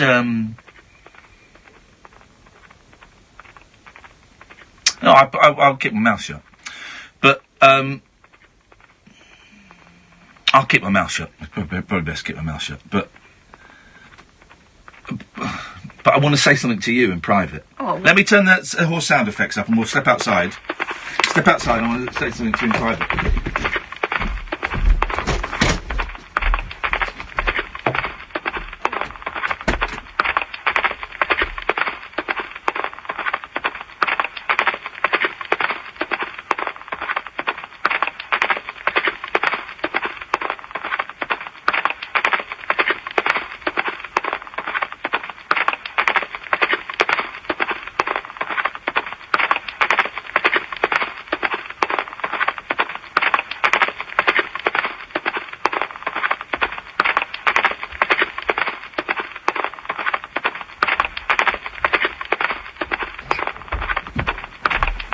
That's nuts, though, isn't it? I think it's very interesting. Yep. Okay. Well, I'm glad we did that. And I was right to do that out of the studio, wasn't I? Oh, yes. Wowzers. Okay. No, let's go to Dom first. Good evening, Dom. Hi, good evening. I'm doing all right, Dom. Good. I've come up with a couple of games I thought you might want to play. Okay, yeah, I love games. Well, I'll give you, there's two options. You can play either or. Right, one's called Compilation Battleships. Oh. So the way, what you need to do to play this is think of a compilation CD, Now's 1 through 99. Okay. The greatest air guitar album ever, something like that, Funky Divas 4. Yeah. Then I'd have one in front of me, and then we've got to guess in turn an artist that might be on the other person's compilation CD. Okay. To score a hit. Yeah. And if you get that, then a subsequent attempt at guessing the actual track. Okay, I like the sound of that, So yeah. we need to look up... Hang on, all right, so that's one option. What's the other? Yeah.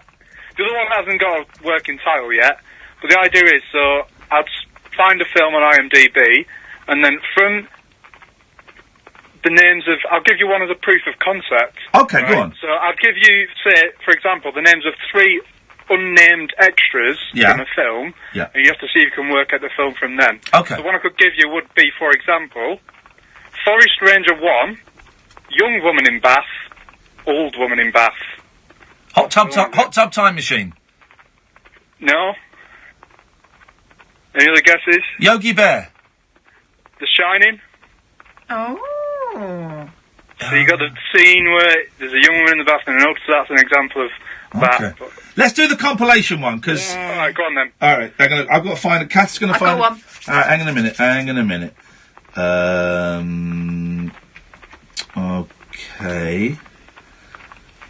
Okay. Okay, right, name your albums. Mine? Go on. Go on, you go. Mine's his Greatest Ever Dad. It's a 3 CD box set. What? A definitive collection. Greatest Ever Dad. I guess it's one of those Father's Day gifts ones. To give you some context, the cover's got an armchair with like a Union Jack cushion on it, a football, what looks like a Paul Reed Smith model guitar, and a couple of Formula One type flags. So it's that kind of daddish music. Right. All right, go on. Yeah. I'm going for, from 1995, one disc. Well, she's just told the year. What a dickhead, because you don't have to say that in the rules. And she just told us the year. What a loser! And you're right. It's period rather than genre specific, though. It could be from 95, but not necessarily. It's moods. Moods. Yeah, well, it means that, well, no, but what it means, though, is there'll be nothing from the last 23 years, so we can scrap that. Yeah, but the one CD... Sorry, I didn't mean to call you a dickhead so aggressively. That was, that was like real me came out, guys. Sorry, Dom. But yeah, Gas picked one CD, which gives you an advantage, because I've got the 60 tracks on mine, but if you've gone for a one CD, Okay. Yeah. And let's just to be fair, let's say you've got to get 5 artists, otherwise we'd be here all night. All right. Oh yeah, that usually plays the first of 5. But then if you get the track as well, that's an extra point. Okay. Mine is Top Gear from the TV show, seriously cool driving music. And to show it's cool, there's a picture of a car and the Stig, and they've got icicles. Top Gear, seriously cool driving music. Alrighty. Let us begin. If you have to guess from that one, yeah, because of the theme tune, you have to go Allman Brothers Band. Yeah. Right, hang on a second. And the name of it, do you remember? Jessica, isn't it? Boom. Okay, well, that's your guess, mate, and I'm afraid to say, it's not on there. Sucker! Burn! Burn, man! He's burnt! Oh, it's seriously cool. Right, so, hang on a minute, so, what happens now? Then you'd guess. Right, so I'm going to get... Doesn't Catherine guess me? I've never played it 3-way before. Okay. Catherine guess me, then we both guess you. Right, Catherine guess me. Here we go. I'm going to go for... Yep. Okay, seriously cool. Seriously what would Jeremy Clarkson consider seriously and cool? I'm not a DH. I've not told you the year. I reckon... I'm no S. Kings of Leon, Sex on Fire will be on there. Right, okay. Kings of Leon you get, but it's not the song Sex on Fire. It's a little bit before that. It's the song The Bucket. What do I win? You get a point. A point. Point, right. Me. Okay, so now we're going to guess Dom's. Dom, what was your album called again? It was Greatest Ever, Dad, the Definitive Collection. Okay, I'm going to go with artist. Oh, no, I'm going to go Meatloaf, Bat Out of Hell. Meatloaf, it's a good guess, I'll just check. Oh, I think that's a miss. Oh, no! All right, Kath, go Let on. me have a little go. Dad. Okay, I reckon Dire Straits. Oh, another good guess. Let's see. I can't see it. Damn it. Okay, so you saying it's definitely not there?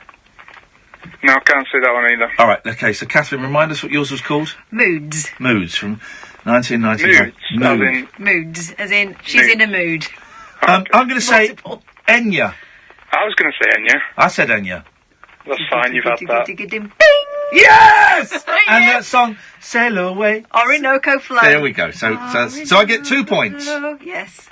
Okay, right. You'll go Dom. So we know the vibe. We know the kind of vibe of the album now. It's like sappy, drippy, mum. But mum doesn't actually like it. Horrible, life is pointless type music. 95. Mambo number 5. Oh, I wasn't thinking Mambo number 5. I was thinking because it was 95. Yeah. I thought you said Mambo number 5. I don't know. I'm struggling over there. Could be Mambo number 5. Go on, have a little guess. Oh, what could you... Oh, I don't know.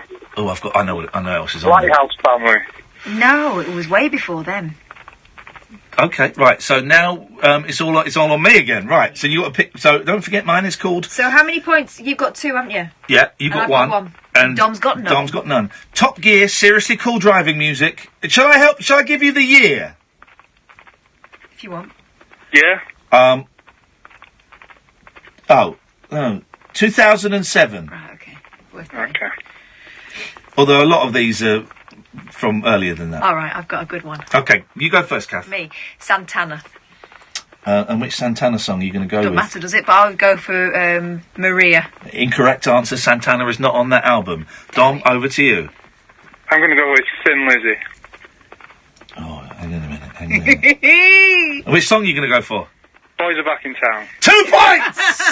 This is a great game, Dom! Oh, mate! Alistair, Jonathan, George, I will get to you. I know you've been waiting for ages, I promise, but this is a great... And Alistair will know about having to wait to play games, because, of course, Alistair hustled us last week by playing Uno via the phone and YouTube. Claims he'd never played it before, and yet he wiped the floor with us after a 40-minute battle. Okay, so it's... right, hang on a minute. Let me write down the scores. So, Ian has got 2, Catherine has got 1, and Dom has got 2. Okay, right, Kath...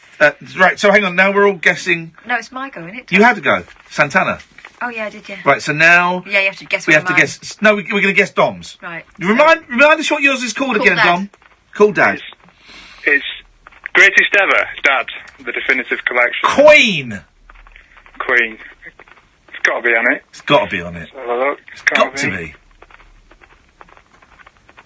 Can't see Queen. Oh. Mate, are you looking at the actual song titles, or are you just staring off into the distance? No, I'm looking. Trust me, I'm looking. I've got one.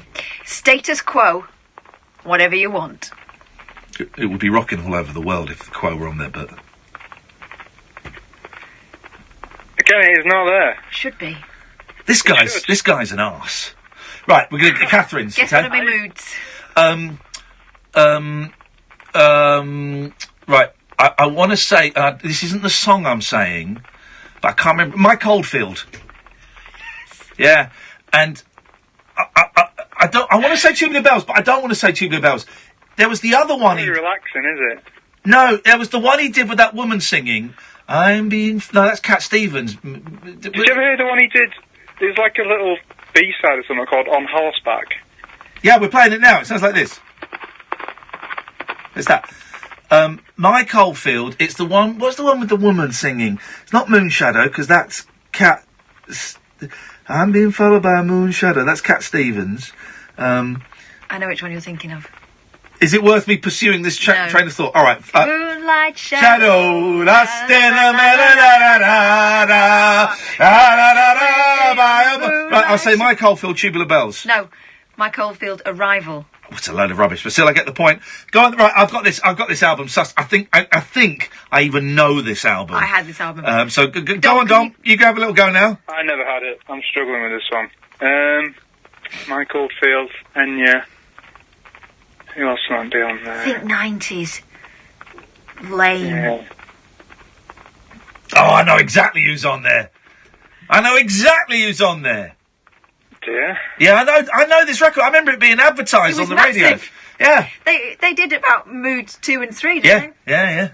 Oh, it's a bit before my time. Oh, mate, you introduced this game, buddy. Don't give me that rubbish. Oh, I'm not. You've heard of Jesus, right? And that was 2,000 years ago. Bruce Hornsby. Oh. Diddle-oo. Wrong. Right, who are we guessing now? Me again. Right, okay, so it's 3 to me, 1 to Catherine, 2 to Dom. Okay, first to 5. Catherine, do you want to have a go first? Yeah, I do. Just to remind you, it's from 2007. It is Top Gear, seriously cool driving music. Oasis. What year? 2000 and what? 2007. It's going to have cigarettes and alcohol. It's Oasis, it's Live Forever. I can give you 1 I'm point for that. alive. Dom, your go, sir. AC/DC. You've totally misjudged this album, buddy. Incorrect answer. Right. Thin Lizzy was on there, so you know. No, yeah, well, okay. Right, so now we're going to guess Dom's. Yeah, on Dom's, I'm wondering whether there's a bit of... Best dads. All right, I'm going to go Kaiser Chiefs. Oh, let's see. You're in the right ballpark with with all of them you've given, but no Kaiser Chiefs. What about the Kooks? The Kooks. Again, very close, but no. Okay, all right, so it's Catherine's. I'm going to go Jean-Michel Jarre. And... No. Oh. There is no Jean-Michel Jarre. Okay, all right, fine. Krista Burr. I don't think he knows what a mood is. No. Right. Hang on, I'm confused. So it's mine. You're guessing mine now. Yeah, okay. Okay. And what are you again? Top Gear, seriously cool driving music from 2007. Seriously cool. Yeah. From 2007. We've had... Alright, we've had some Oasis. It's a real mix. It's 2 discs. It's a real mix. Is there some Blur in there? Woohoo! That one. Song 2. No Blur, I'm afraid. No Blur. Oh. It's honestly, it's a real mix. When I read out some of these tracks, it's going to blow your mind. Dom? Lynyrd Skynyrd. Which song are you going for? Sweet Home Alabama. Incorrect. It's Lynyrd Skynyrd and Freebird. Oh, wow. So it's 3 to me, 3 to Dominic, and 2 to me. Catherine. Right, so we're guessing Dom's now. God, this is so confusing. Isn't it me again? No, we just did you. Oh. So it's Dom, and I'm going to say Best Dads. Give us the year of Best Dads. The year it was released was 2014. And what's it called? There's a mix of some older stuff. All right. What's the title of the album? Give us the title. Greatest Ever, Dad. Greatest Ever. And yet there's no Queen. I wonder if he's playing us. AC/DC. AC/DC.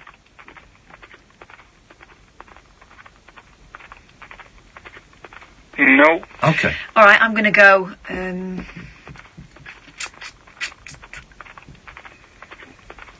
What were they called? Oh, God. What were they called?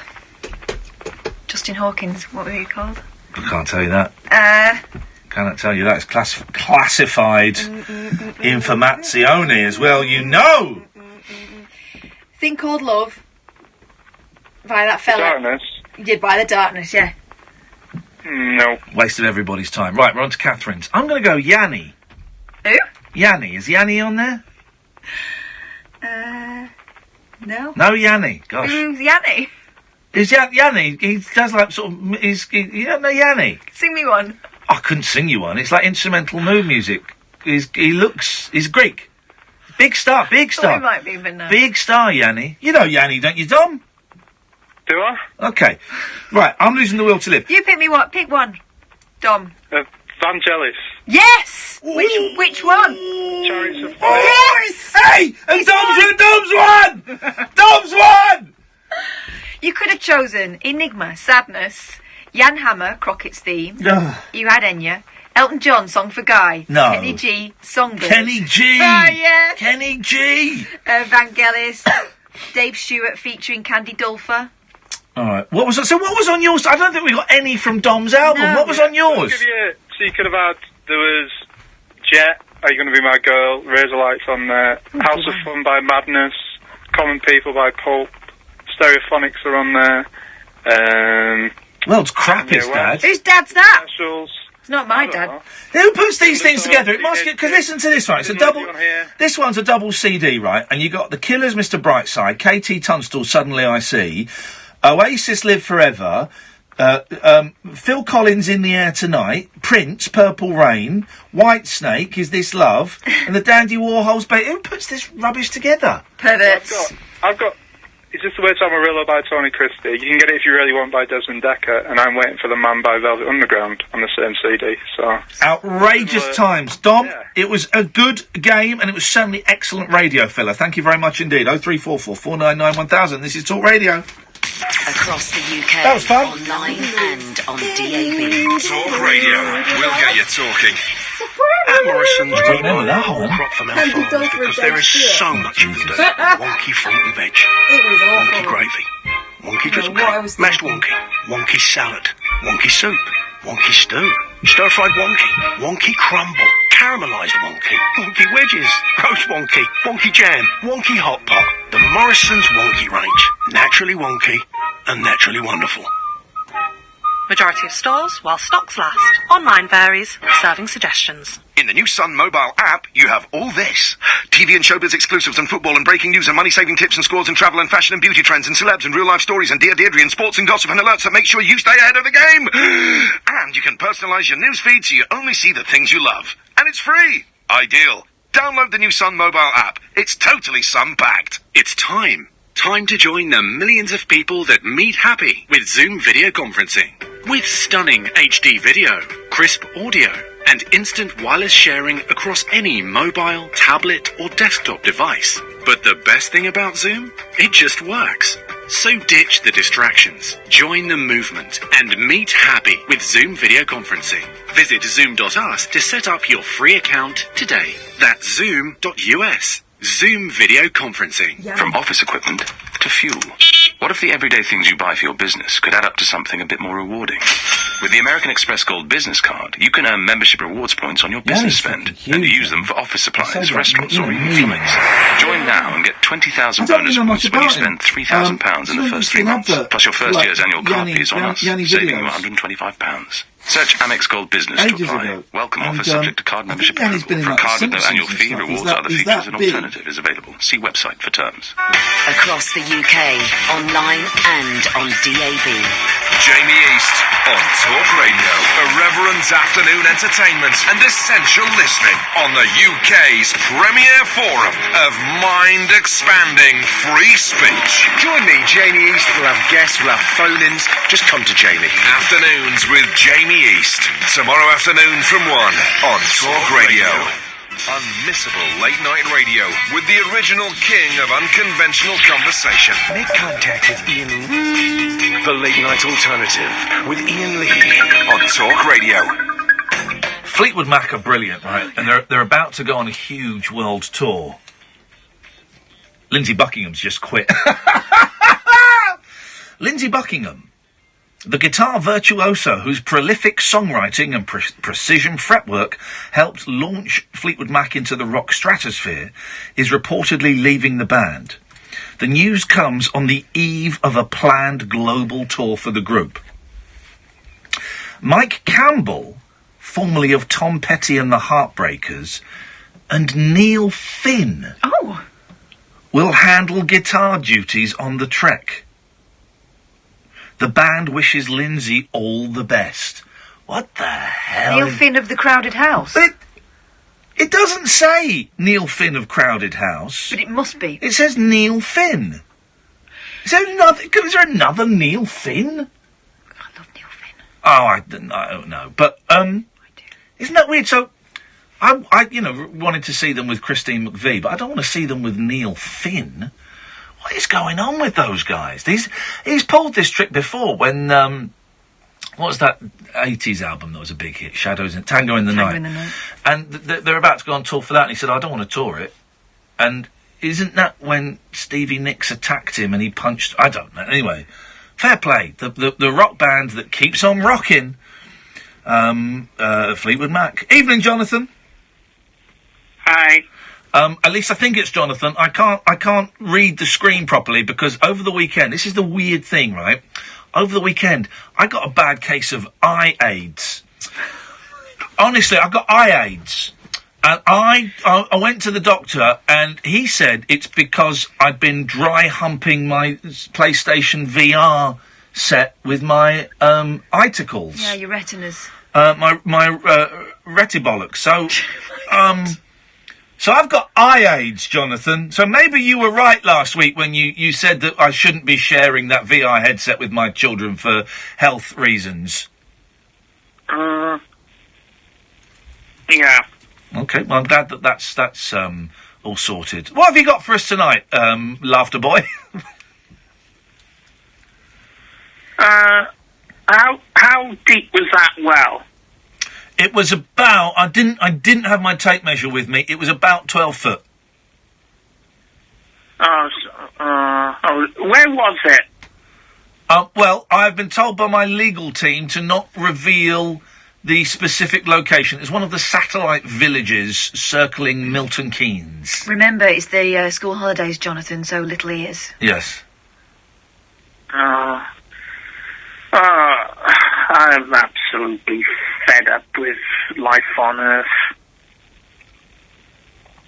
So, where are you going?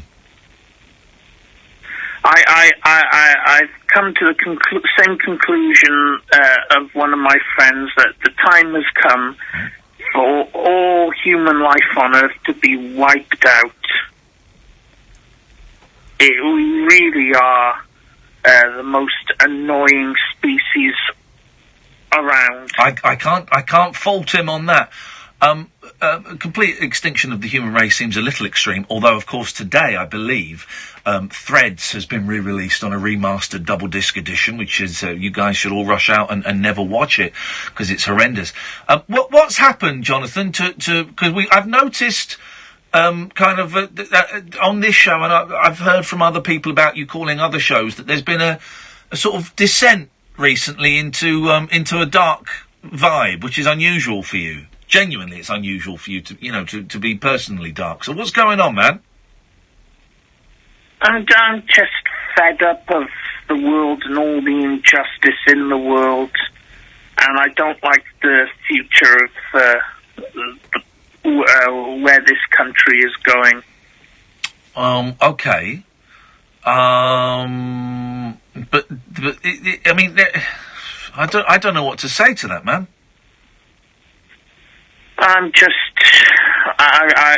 want to get off this plane of existence now. I just praying for a swift, painless death because I just can't stand it anymore. I can't stand the injustice. I can't stand the corruption. Yeah. I can't stand the hypocrisy and the double standards. I can't stand the fascism. I've just had enough. Okay, well, listen, it behooves me, your previous statement behooves me to say, to ask, you're not planning on topping yourself or anything, are you? No, that's the thing. I wish I was suicidal, but I'm not. Well, I'm just really, really fed up. Well, I'm genuinely glad that you're not suicidal. For what that's worth. I just... Oh, bring on the nuclear war or whatever. I've just Don't bring it on. Don't bring it on. Hey, what about... So what... There must be... Maybe there aren't. Are there fun things... Are there fun things in your life that you can try and cling on to as little glimmers of hope? What about that... what was it, Nintendo thing you bought the other day? You got bored of that? No, I'm not bored of that. I just don't feel like playing it. Okay, well, that's fair enough. I get that, and I don't know what to say, Jonathan, because you're one of the most complex characters that calls this show, and I know that certain things that I would say to other people in this situation, I know that they won't necessarily chime with you, so I'm not going to, waste both of our time and patronise you by saying stuff that might connect with others that isn't going to connect with you. But I genuinely am saddened to hear you talking like this, genuinely. I wish I was a little happy and had a little more to look forward to, but I've just completely black-pilled this last month or so. You black-pilled it? There's a black pill, is there? Yeah. So the red pill, it makes you woke. Is that right? The blue pill means you stay slept. Yeah. And the black pill, what does the black pill do? Just make you depressed? Yeah. Oh, man. See, I missed that pill lesson. Well, has there been anything, again, I'm asking this and it doesn't need to be, but has there been anything specific that has, because the last time we spoke last week, I felt you were kind of tipping. Someone told me you phoned up Mike Graham a couple of weeks ago, maybe 2 or 3 weeks ago, and they were worried about you. So someone had been in touch with me to say they were worried about you after hearing you on Mike's show. I mean, have you, and again, I know you don't like talking about this, but are you seeing anyone? Is there a doctor? You mentioned a friend, is there a friend you can talk to about this? Yeah, but they can't help. Why can't they help? Because I'm in a bit of a dark place at the moment. I know you are, mate. I know you are. And I genuinely don't think that I will see the year out. Okay. Again, you're not saying you're going to take your life or anything, are you? No. Okay. I think it'll be taken from me. Okay. Has it ever been this dark before for you? No. It may have seemed like it in past times, but I'm just really, really grim at the moment.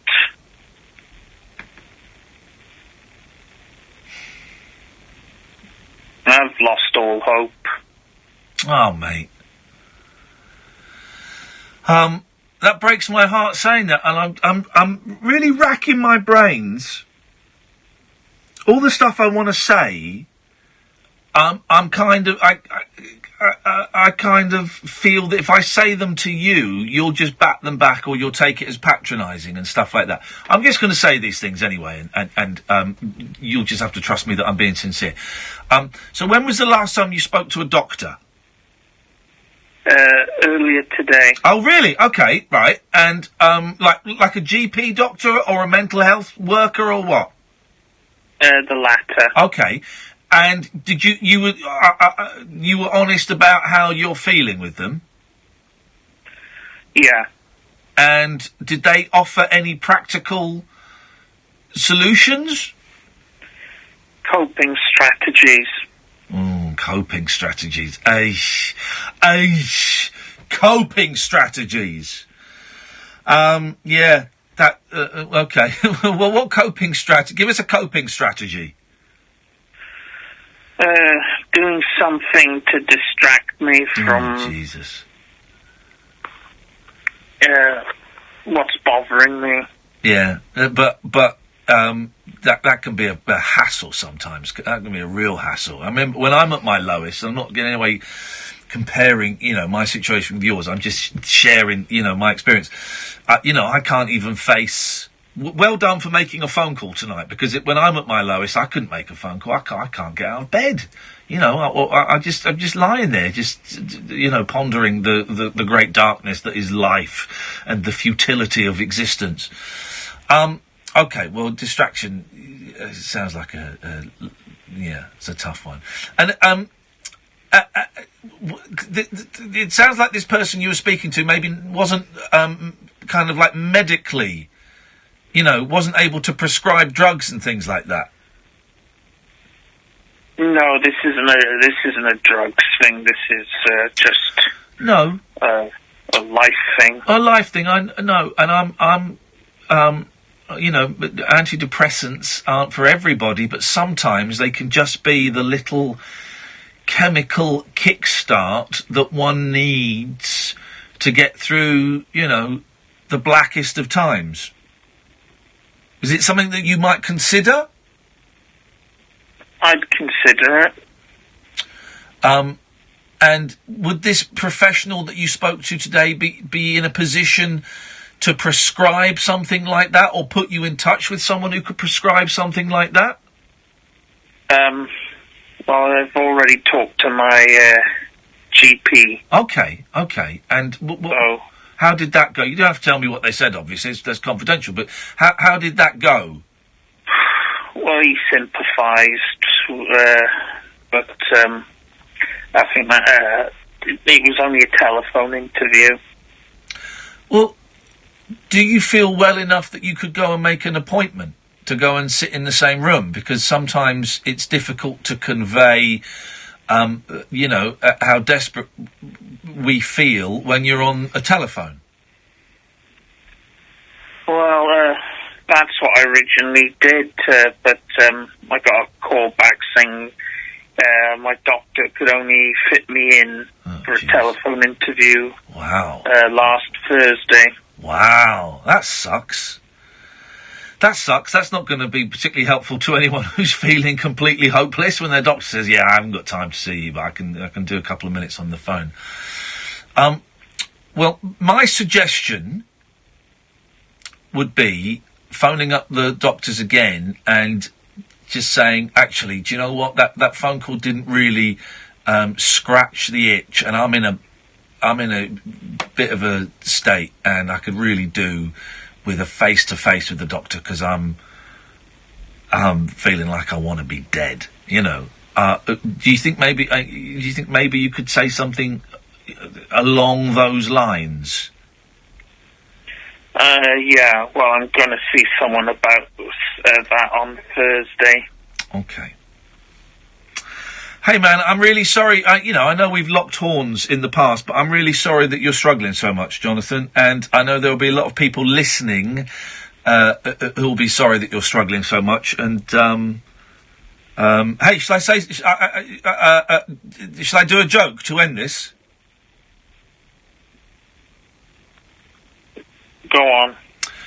There'll be a lot of people praying for you. I think they need to pray for the world rather than me. Dude, hang in there, man, and hopefully we'll speak tomorrow, Jonathan. Yeah. Take care, mate. Ta-ta. You too. Oh, man. Might be worth giving out Samaritan's number, what do you think? Yes, go, 116123, is that correct? Samaritans, it's free. Same number for Republic of Ireland. 116123. You can use your real name, you can use a fake name, you can do whatever. They don't know who you are, they don't know where you're calling from, they don't know your telephone number. You can phone up and say anything to them, and they'll listen. 116123. When we come back, George has been waiting for ages. George, I'm really, really sorry. We'll do you first, then we've got Alistair, and what a busy show. This is the Late Night Alternative on Talk Radio. Talk Radio. 24-hour radio debate and entertainment. Talk Radio. We'll get you talking. Get set for a getaway when we say "Hole yeah" on Talk Radio with the Sun Holes from £15. Listen to Julia Harley Brewer at breakfast this Friday morning from 6:30 as she reveals how to make the most of the UK coast, which holes are topping the polls, and how you can have family fun for under a tenner. Don't miss Hole yeah on Talk Radio with the Sun Holes. Great value breaks from just £15. Great value breaks all year round. For more information, go to thesun.co.uk/holidays. Alexa, who is the best English rugby player of all time? Good question. My favourite is Johnny Wilkinson. Really? Oh, nice one. Alexa, who's the most popular English rugby player of all time? Definitely Johnny Wilkinson. Alexa, I love you. That's really sweet. Take out Vitality Health or Life Insurance today, and you could get an Amazon Echo Dot, just like Johnny. And to find your inner athlete, enable the Vitality Alexa skill for fitness and nutrition tips. To get your Amazon Echo Dot, just search Vitality. New member offer available on certain Vitality plans until the 30th of June 2018. Minimum monthly premiums, terms and conditions apply. We know how hard running your fleet can be. We know about the endless tough decisions you have to make. Tough decisions about choosing suppliers. Tough decisions about how to expand. So here's an easy decision. If you're looking for a new van, the Volkswagen Crafter will cost you just £289 a month with nothing to pay up front. Incredible offers to help your business thrive. Search Volkswagen Crafter to find out more. Volkswagen Commercial Vehicles. Working with you. No initial rental on contract hire. Excludes 20% VAT. Business users only. Until the 1st of July 2018. T's and C's and exclusions apply. Volkswagen Commercial Vehicle Financial Services. Across the UK, online and on DAB. Talk Radio, on the hour news headlines. Good evening, I'm Carl Hartley. The United Nations Security Council's been holding an emergency session following an alleged chemical weapons attack in Syria that's killed dozens. The UK, the US, France and 6 other countries requested the meeting after claims toxic gas was used in the rebel-held town of Douma. Speaking here through a translator, the Russian ambassador to the UN, Vasily Nebenzia, denies that Moscow or the Syrian military was involved. The leadership of the United States, of the United Kingdom, and of France, without any justifications and without considering the consequences, have engaged in a confrontational policy against Russia and Syria, and they are prompting others to follow suit. Now, former British IS member says supporting the group was a default and has warned of more terror attacks in Europe. Al-Shafi al-Sheikh and Alexander Corti were allegedly part of a terror cell known as the Beatles because of their accents. The Home Secretary has launched the government's new crackdown to try to reduce the levels of violent crime, but there's no mention of the 20,000 fewer officers in England and Wales since 2010. That's despite a leaked Home Office document suggesting the reduction was likely to have contributed to a recent rise in incidents.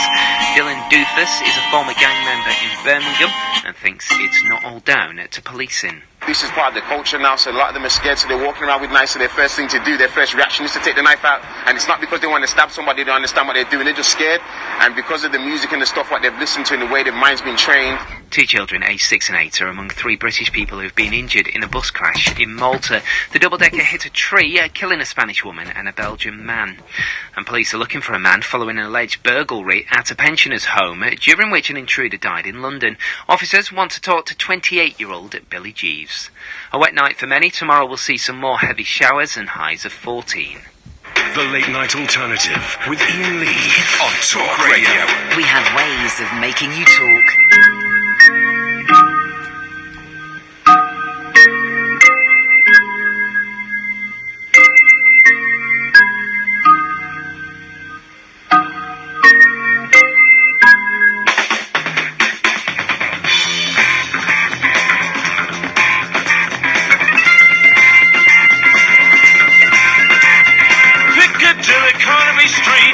Swinging London, Marble Arch to Regent Street. Swinging London, Hyde Park Corner, Leicester Square.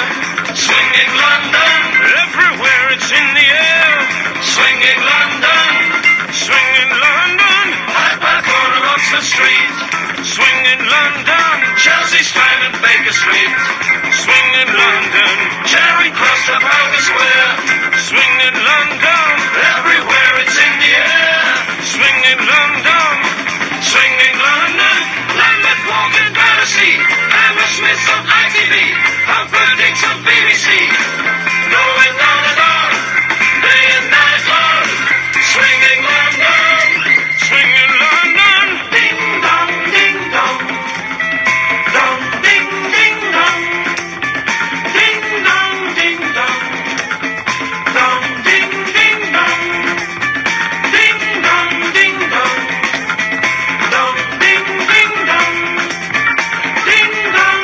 dong, dong ding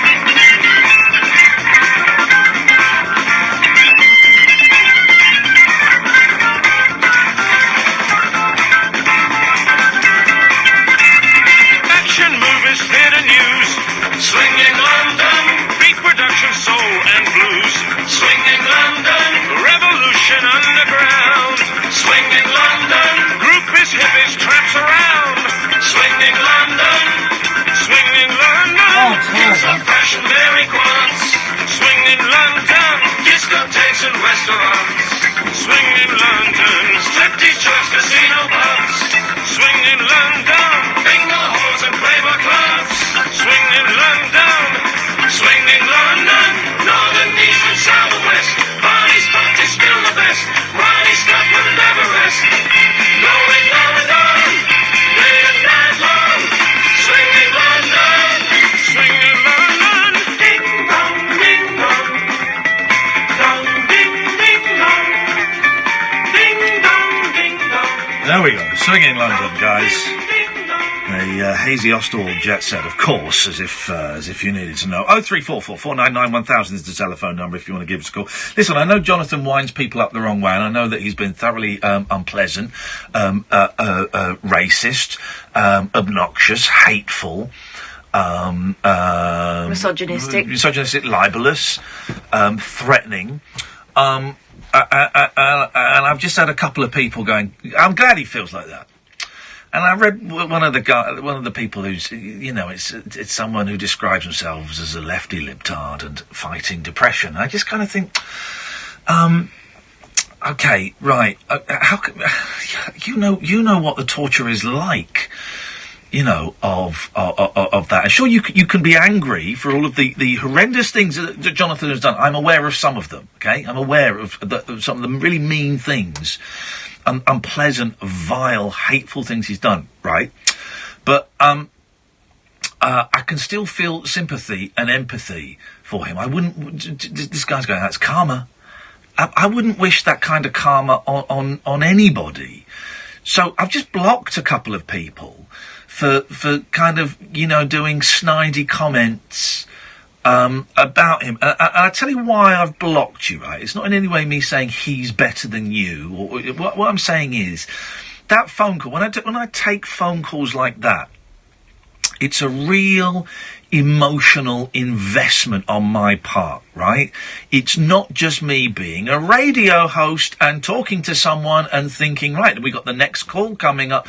It's not at all. When I talk to someone who is in a darker place like that, I'm invested in it emotionally because I don't want him to kill himself. I don't want him to hurt anybody else. I certainly don't want him to kill himself. And I'm scratching my head as to what I can say that will, at the very least, not nudge him in the right direction. I'm aware that with just the wrong combination of words, I could have left him feeling worse than when he started that phone conversation. That might just be the thing that makes someone go, do you know what? I'm going to do something stupid now. That's the very worst that could happen, and it's a real possibility when someone is as fragile as that. The very best, I'm hoping I can kind of nudge him, 1-2 degrees in the other direction. I think I probably have very little impact there whatsoever, and that's fine as well. But it's emotionally exhausting to take a phone call like that. I find it really tiring and upsetting, right? So to then have a couple of people go, well, he's going off to Mars or something, or why at me in, this guy, it's karma for all the mean things he's done. Why at me in that? Why include me in that conversation? Because I'm so emotionally invested in that. I see that as meanness, and I see that, and I know it's not, but I take it personally, and I take it as a real judgment on my abilities as a presenter and abilities as a human being. So I've just blocked a couple of people, one of whom I think I'd blocked before for saying something about Jonathan, and I think she got in touch, and she phoned up, actually, if it's who I'm thinking of, and said, why have you blocked me? And I've done it to protect myself because I have to, right? I have to. Those comments I felt were, particularly the gentleman's, the lady not so much so, but I still thought it was unnecessary to at me in taking a snipe at someone when I had, given so much of myself, and I can't just snap back from a phone call like that and go, hey, whoa, the shitty Beatles Trivial Pursuit.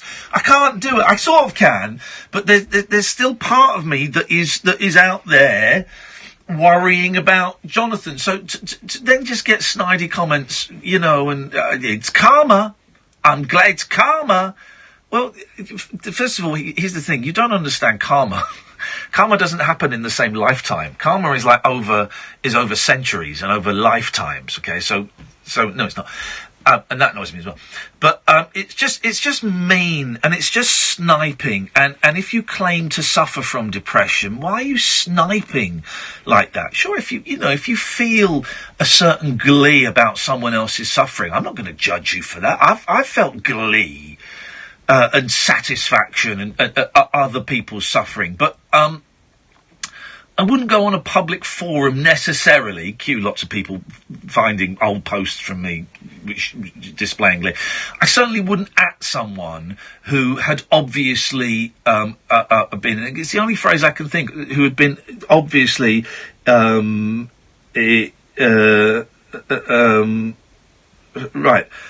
Right, Janie, you're doing it again now. You're doing it in YouTube. I've been blocked. I'm not glad he feels the way I do. There's a lot went on that Ian's unaware of. Fine. Do you know what? I'm blocking you on YouTube as well because why? All right. Okay, fine. There's a lot that I am aware of. And I'm also aware that a load of people, including, I think, this person, Janie, he constantly emailed me, tweeted me or DM'd me or whatever, stuff that he'd done. I don't care.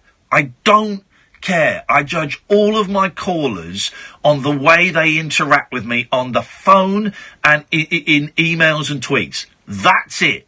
That is it, right? So just piss off. Piss off, the lot of you. Oh, piss off. Because it really, really annoys me, right? It really annoys me. I've invested so much in that phone call, right, trying to show a little bit of humanity, and you're all playing your stupid little things, and you're trying to involve me in it. Piss off. Just can't be bothered with it, Janie. Can't be bothered with it, right? I've made the decision that I have made, okay? And just go away. Go away. Don't judge me for anything. I'm really annoyed now. Let's go to the adverts. Talk Radio. Jesus, Contact Talk Radio. Call 0344 499 1000.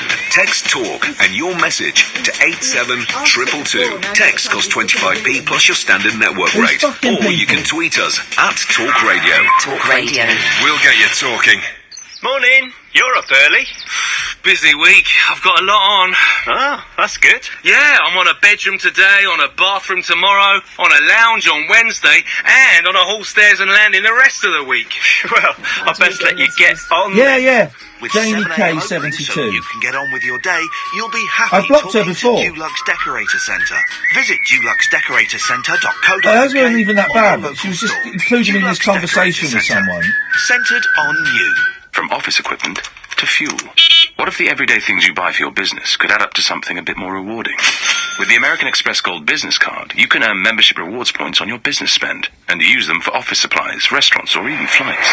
Join now and get 20,000 bonus points when you spend £3,000 in the first 3 months. Plus your first year's annual card fee is on us, saving you £125. Search Amex Gold Business to apply. Welcome offer subject to card membership approval. For a card with no annual fee, rewards or other features, an alternative is available. See website for terms. Right, sandcastle's finished. So, what now? Swimming? Crazy golf? Tennis? The arcades? The water slides? All of them. Ready to join millions of families across the UK and Europe on a halts from £15 only with the Sun? Oh yeah! Pick up the Sun and start collecting today. T's and C's apply. The Late Night Alternative with Iain Lee on Talk Radio. 0344 499 1000 is the telephone number. Let's go to the Beatles Trivial Pursuit cards. Let's pick one at random.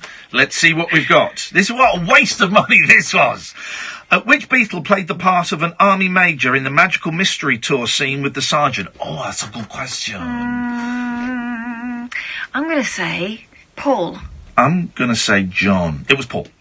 On what two songs on the White Album did Ringo sing lead? Oh, man. One of them has the great line, "You were in a car crash and you lost your hair. Don't pass me by." And now's the time to say goodnight. Do you know that song? No. You don't know Goodnight by the Beatles? Now's the time to say... Oh, you don't know Still don't know it after that. Oh, no! How can you not know? I've got to be careful, right? Because when I stream Beatles songs on here, the video doesn't stay on YouTube. So, Matthew, can you mute the sound on this, right, for this bit? I won't do it all. You don't know Goodnight? Oh, it's, listen to this. Listen to this. Here we go.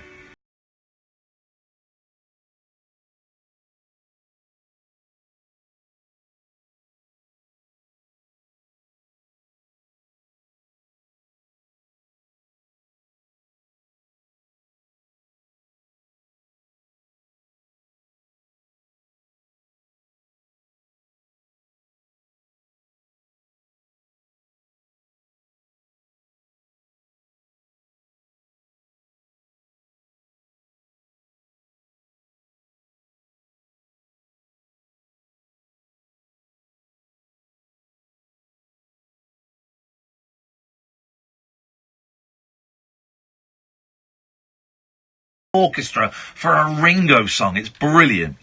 Okay, who told Pete Best he was no longer a Beatle? Epstein. Yeah, did it the cowardly way. In Lucy in the Sky with Diamonds, what type of pies are eaten by rockin' horse people? Marshmallow pies. What name did John give to the New York Philharmonic Orchestra string musicians who played on his Imagine album? The band? No, it would, it was either Elephant's Memory or the Ono Band. I'm going to say the Ono Band. Oh, the Flux Fiddlers. Which Beatle plays a natural blonde wood finish Epiphone hollow body electric guitar in Let It Be? I know this one. It's one of the Beatles. Give you a clue, it's one of the Beatles. Yeah, I know. Is it George? It's John. It's a beautiful guitar. It's a beautiful guitar.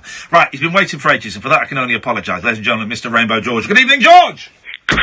Good evening, Ian. How are you feeling, George? We are just days away from the big event this Saturday at the Map in Camden. It's not the Soho Theatre, as some losers are claiming. It's the Map in Camden this Saturday, 7 o'clock. I'm going to be there, Dredge is going to be there, and Rainbow George is going to be there. And Catherine's not going to be there? I don't know. Honestly... Catherine has a life. No, honestly, this is what's happening. We've had a death in the family, and I'm waiting to find out about the funeral. So that's why I can't really commit to anything for the next week or so. That's a pretty good excuse. It's not an excuse. That's yeah. That's why I can't say where I'll be. But you're Ian's enchantress. He's the Wizard of Wonders. So you know I'll be there, if only in spirit. She's the brains of this organisation, I'm afraid, George. She's the one that's pumping the gas into the engine. I'm sorry for your loss. I know it's been a tough time. I know you I used to be born on the same day as Cliff Richard, but he changed his birth date from the 13th of October 1940. He changed it to the 14th of October. I don't know why. Hang on a minute. I thought you were going to say that he changed it by about 5 years, but no, he changed it by a day. Yeah, well, he was born in India, so I don't know if the difference in the two times might have made... Well, hang on a minute. Greg, so India is east, of course, so India is ahead of us. So if anything, if one were to change it, which would be a weird thing to do anyway, you'd go back a day, wouldn't you? Instead of forward a day. So you'd go from the 13th to the 12th. I suppose so. It's a mystery. Maybe someone could find out. Well, hopefully this will all come out in the court case next week. I doubt it. I doubt it as well. But that's a strange old thing, because you do... I do... what was it? There's a brilliant programme on at the moment, George. It's on Tuesday nights on ITV called Last Laugh in Vegas, and it's a load of old comics, like people like Cannon and Ball and Bernie Clifton and who's that singer? The arrogant one. Jess Conrad. Jess Conrad. He talks about himself in the third person. He talks about himself in the third person, yeah. And they go to Las Vegas to do like a show to see if they can make it. And Bobby Crush was on there. And Bobby Crush said, I'm 64 and I've got a bus pass. You don't get a bus pass till you're 65, do you? I don't know. I think so. He's mixed up his showbiz age with his real age. Do you reckon? I'm pretty sure of it. Pretty sure of it. Anyway, how are preparations going for Saturday, George? It looks pretty brilliant. I mean, it's not a big venue, and if people want to come along, they better book a ticket quickly because. But it's going to be special. We're going to start off making a film called Scoring Goals, and so everyone there will be in the opening scenes of the film, and it's all a bit dreamy for me, but I'm really looking forward to it. And can I put in a Beatles trivia question? Yeah, go on. A track they recorded, not many people have probably heard it. It was the Hare Krishna mantra. Yes. And they exchanged Hare Krishna for Harry Pinsker. So my trivia question is, who is Harry Pinsker? Pinsker. Hang a minute. When did they do this? Must have been back in the 60s. Well, I know. Can you narrow it? I know it's the 60s. No, so if you just Google Beatles Harry Pinsker, it should come up. It was. Does it come up? I'm googling it. Hang on a minute. Hang on. Do you know what it does? Hang on a second. I guessed it would be around. Here we go. Let's have a little listen. Okay. Oh, look at this. Look at this. They did it kind of in concert. Hang on a second. Let's see if this plays. He's right.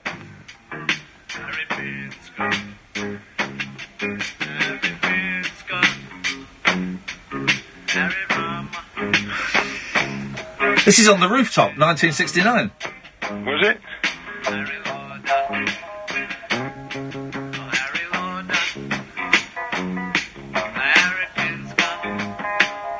I'm so amazed by all. I think I know the Beatles, and all the Beatles stuff I've not heard yet. Who is Harry Pinsker? You want me to answer? Yes, I want you to answer it. Harry Pinsker is a relative of mine, and he was the Beatles' accountant. Hang on a minute. Every time he calls, he just drops in a little thing. So, hang on. You are related to the Beatles accountant? Harry Pinsker, yes. Harry Pinsker used to go out with one of my half-sisters, but Harry Pinsker married somebody else, and my half-sister married somebody else. And one of Harry Pinsker's 3 daughters married one of my sister's sons. Oh, isn't that funny? Yeah. Oh, isn't that funny? That's like something from a Mexican novel. Oh, that's brilliant! Well, it's a story, but Saturday is the big story. Saturday, the launch of the party to end all political parties and lead us to a world of wonders. Here's a question I have to ask, George, for my own safety. If I come on Saturday, it's not going to turn into one of them sex parties, is it? No. That's a shame. Never mind. No, I'll still come, but disappointed. What about if he starts it? It's going to be mainly music, and there will be a band formed on the evening who will record a version of one of 3 songs that different Wonder Party bands are working on. One of those songs, I'd love you to play it, actually. It's called You People by a guy called Ben real, REO. Does that come up? Hang on a minute. I've got YouTube again. My computer's going slow. What's it called? You People by who? Ben Real, REEL. He's a singer-songwriter from Northern Ireland. It does, but they all look like they're going to be. Here we go. Let's have a look. Let's have a little listen. Here we go. Oh, skanking. Is that you, George, watching this being recorded? Oh, probably, yes. There we go. Look, there you are. Look at that. So we're making you redundant. We're showing you the door. We're so shabby blowing on your... I'm going to be honest. Reggae's not my thing. Reggae's not my thing. But it's what the song is saying. Yes, it's the word. The message of the song is thoroughly applaudable. I would have preferred a nice pop song. It's a bit Maroon 5, isn't it? No, it's not Maroon 5. Maroon 5 do the song about the secret smile. Is that them? No, they don't. Who do that? Is it Star Sailor or someone like that? No, it's not Star Sailor. You know what the secret smile is? Of course I do. I think I was the one that told you. Shut up, man. I'm woke. So hang on. So what? So is this song's being played on Saturday? Different Wonder Party bands will be doing their own versions of that song. Okay. And the other one you played the other night. Yeah. Okay. And a third one as well. So it's go on, don't spoil me. Look at the third song. Oh, flipping heck, George. All right, go on. What is the third song? By the way, Semisonic was the one about the secret. Was it? Smile. Okay. Yeah, the trouser smile. Yeah. No, it's a vagina. All right, mate. I don't know whether that's true. I just told you. No, it's true. It's true. Please be quiet. I'm trying to listen to George. He's trying to change the world, and you're talking about fannies. Yeah, the song is called "We Are the Music Makers," and that was Ben Real as well. I know that song. I am the music man. I come from down your way, and I can play. What can you play? Pia, pia, pia. No, okay. It's not that one. That's a shame. We Are the Music Makers was recorded at the same venue that we're going to be at on Saturday. Here we go.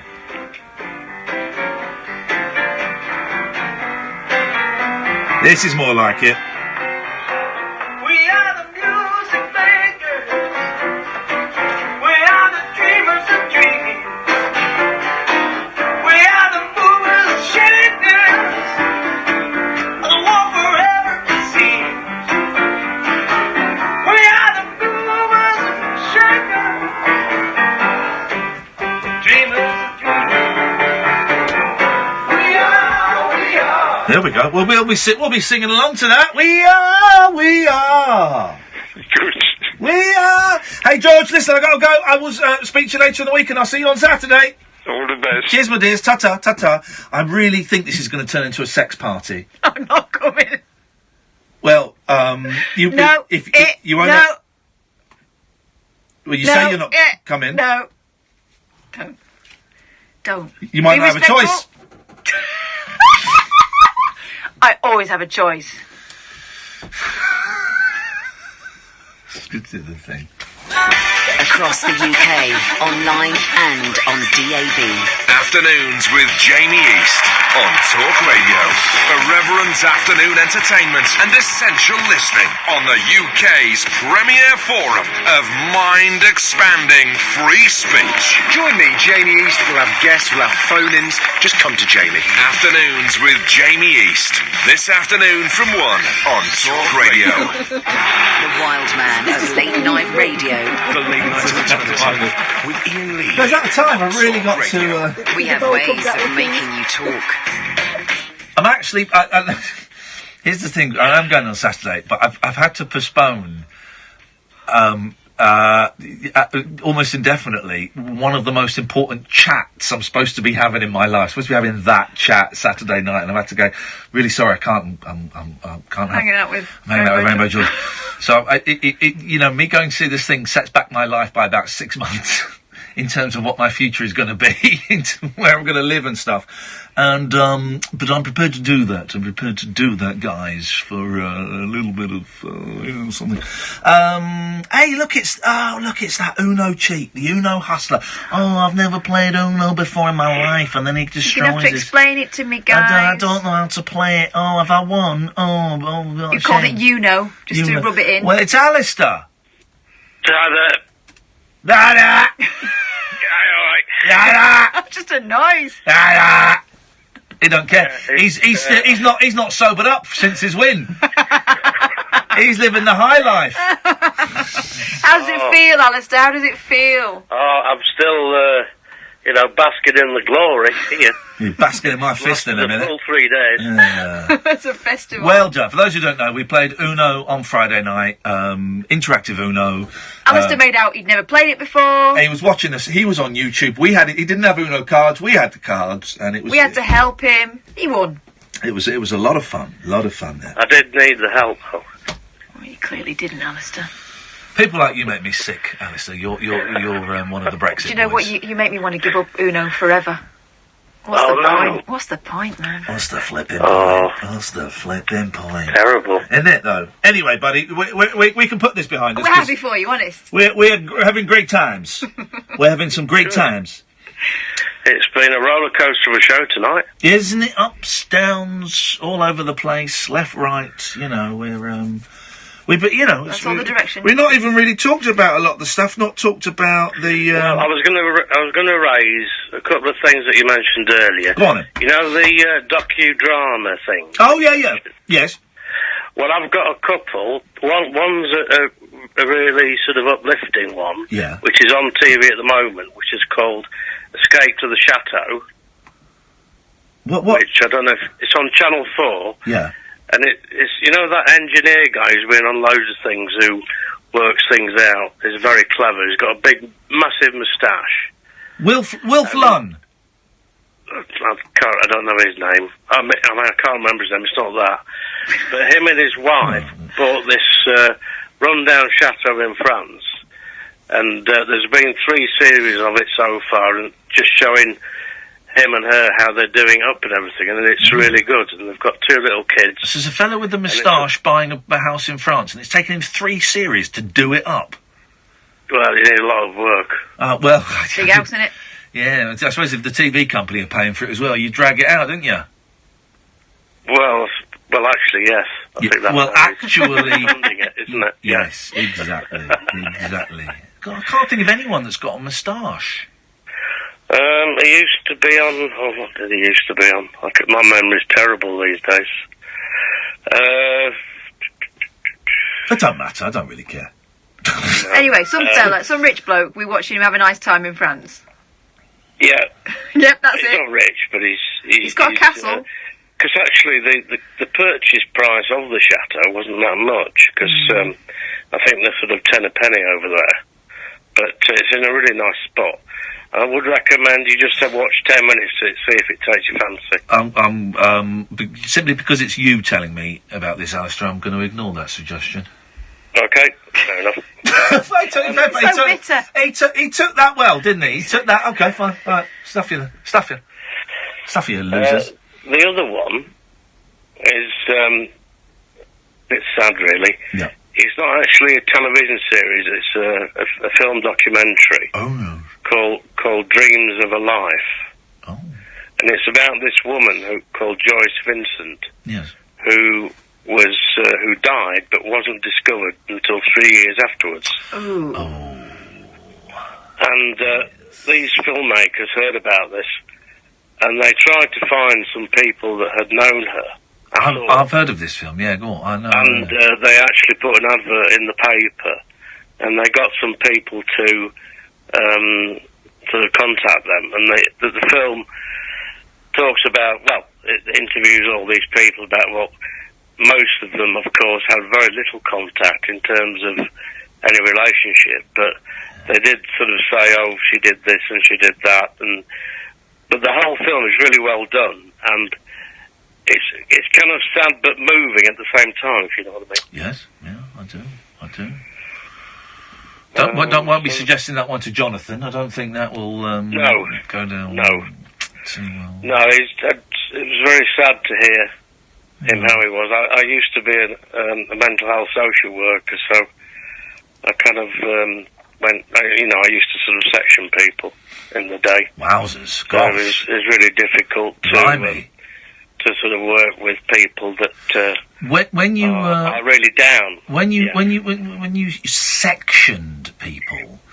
Yeah. And we've had a couple of people on here, including Gail Porter, who have been sectioned. It sounds like such it's still in my head, has the image of straitjackets and the men in white coats coming to take you away. That was always being loaded into a van. You're being loaded into a van with a padded cell at the back.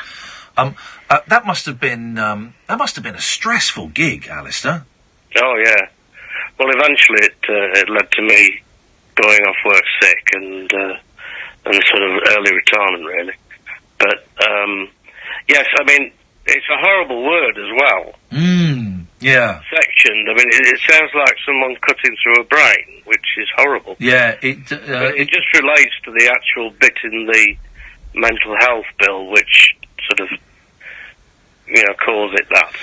You must have, and I'm not prying at all. I am a little bit, but not massively. You must have seen some, some people at some pretty low points in their life, and you're right. That I can imagine that would be very stressful on you.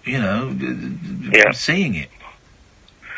I think so. I think it's more difficult for the people who do that these days because often they see people that they feel should be in a protected environment, such as a hospital, but there aren't as many beds as when I was doing it. So they have to, and sometimes they know people who probably could do with a lot of input, but they know that they won't get it. So they section them because that's the only way they're going to get any input at all, which is like daft. Well, it's terrible, the cuts all across the NHS, but certainly the mental health cuts are criminal, I think, and shameful. But yet you're well. Okay, I'll let you off being a hustler then, and a hustler as you've seen, you've obviously been traumatised by some of the dark things you've seen, and you can't help but deceive and manipulate good, honest souls like mine, and I forgot your name, sorry. Caroline. And the lady here. So we'll let you off that, Alistair. We'll let you off. All right. Hey, listen, man. Thanks. The only other thing to Go say is, on. just very quickly. Yeah. You mentioned crowdfunding. Yes. Now, I have actually donated to a film that was made. Oh, yeah. Under the crowdfunding umbrella by the main producer was George Galloway. Oh! He did the killings of Tony Blair. Yeah, he did, didn't he? Yeah, he had a bus and everything. He promised that everyone who donated would be listed as a producer. Uh-oh. He didn't keep that promise. I was not on the list. Well, hang on a minute. So was everyone else was on the list but not you? Well, I'm sure there was a lot missed off. Presumably they realised that if we have everyone on this list, then the end credits are going to go on. No, the way you do that is you do it really tiny. If it's 100, you just do really tiny type and you do it fast, and everyone buys the DVD. They didn't do it. No, oh well, like this is the next big scandal, and we need to out George Galloway as the fraud that he clearly is. I've just reminded, of course, that I've given money to a crowdfunded film, a documentary about Frank Sidebottom that is nearing completion. So I don't know. Funny enough, you were saying that. I was just thinking before you said that.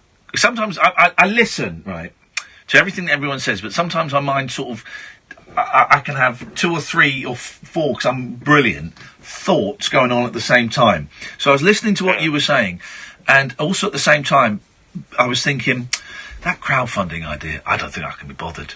Isn't that funny? I was just saying, before you even got onto the crowdfunding, when you were talking about the sectioning and things, thinking that crowdfunding idea, I don't think I can be bothered. Seems like a real faff. Anyway, so we'll see. Alistair, thanks very much.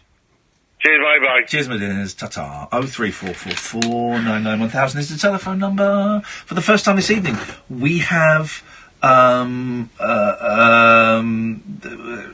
what is Simon in New Forest? We have no calls, so, now would be a great time to call. This is talkRADIO. Across the UK, online and on DAB. A new kind of talk radio. We'll get you talking. Alexa, who is the best English rugby player of all time? Good question. My favourite is Johnny Wilkinson. Really? Well, nice one.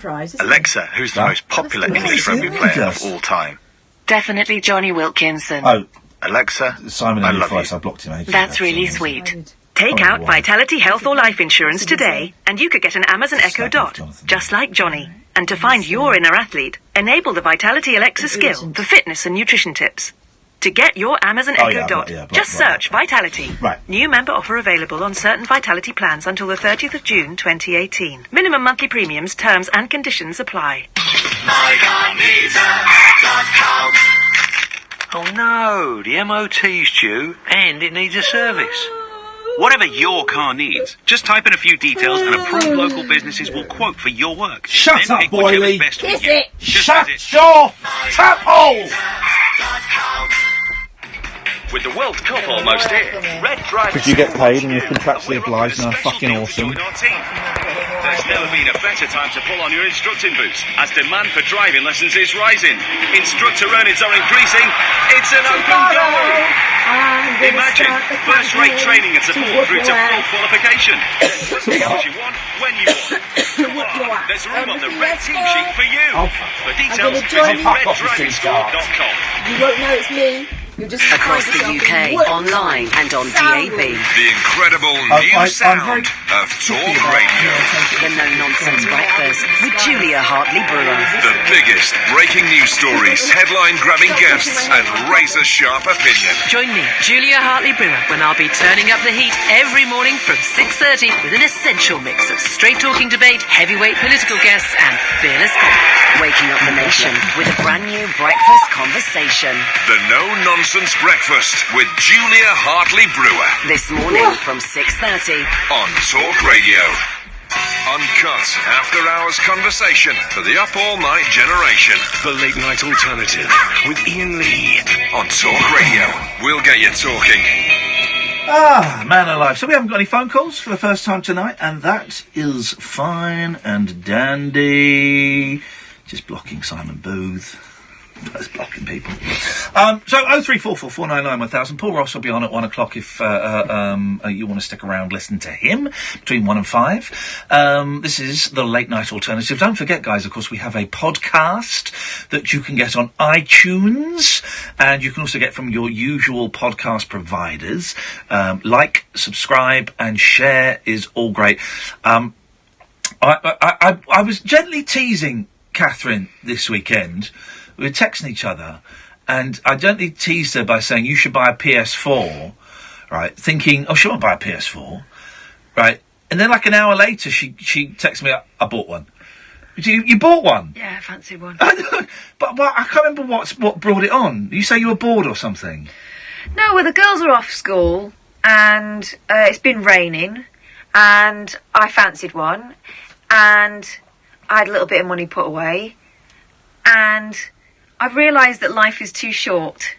So I'm in that kind of hinterland where someone, the death in the family has kind of provoked me to go, do you know what? Balls to it, let's just do it. Let's splash out, let's get a PS4. It's not made me feel any better. No, you haven't got it yet. But it hasn't arrived yet. It comes tomorrow. What time's it come tomorrow? Don't know. Right, and what's your username? I haven't decided yet. Okay. And I'm going to beat you at loads of games. You've bought Overwatch. She's got Overwatch. I'm going to train up, right? This is my next plan. Button I'm going basher. to train up to get really good at everything. Right. And I've got one of them headphones with like microphones on it, so I can sledge you. Okay. So you've got Overwatch, which is a fast-paced shooter. Yeah. You've bought Monopoly. Dean on YouTube has been sexist. Do you need anyone to connect all the wires? No. And I fixed my own scooter. I think I can manage a place. Well, hang on a minute, mate. You didn't fix your own scooter. at all. I recharged the battery. No. You didn't fix your own scooter. You had to pay a man to come and take it away. Well, because it's not the battery. But I did take the battery out and charge it. And I told you it wasn't the battery. I told you were wasting your time. Well, you didn't. So, Monopoly, we're going to play.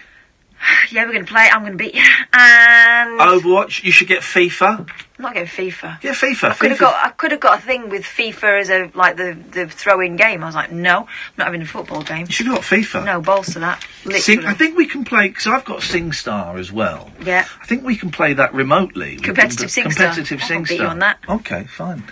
Can you have other songs? Can you upload other songs on? You've got to buy them. Yeah. Yeah.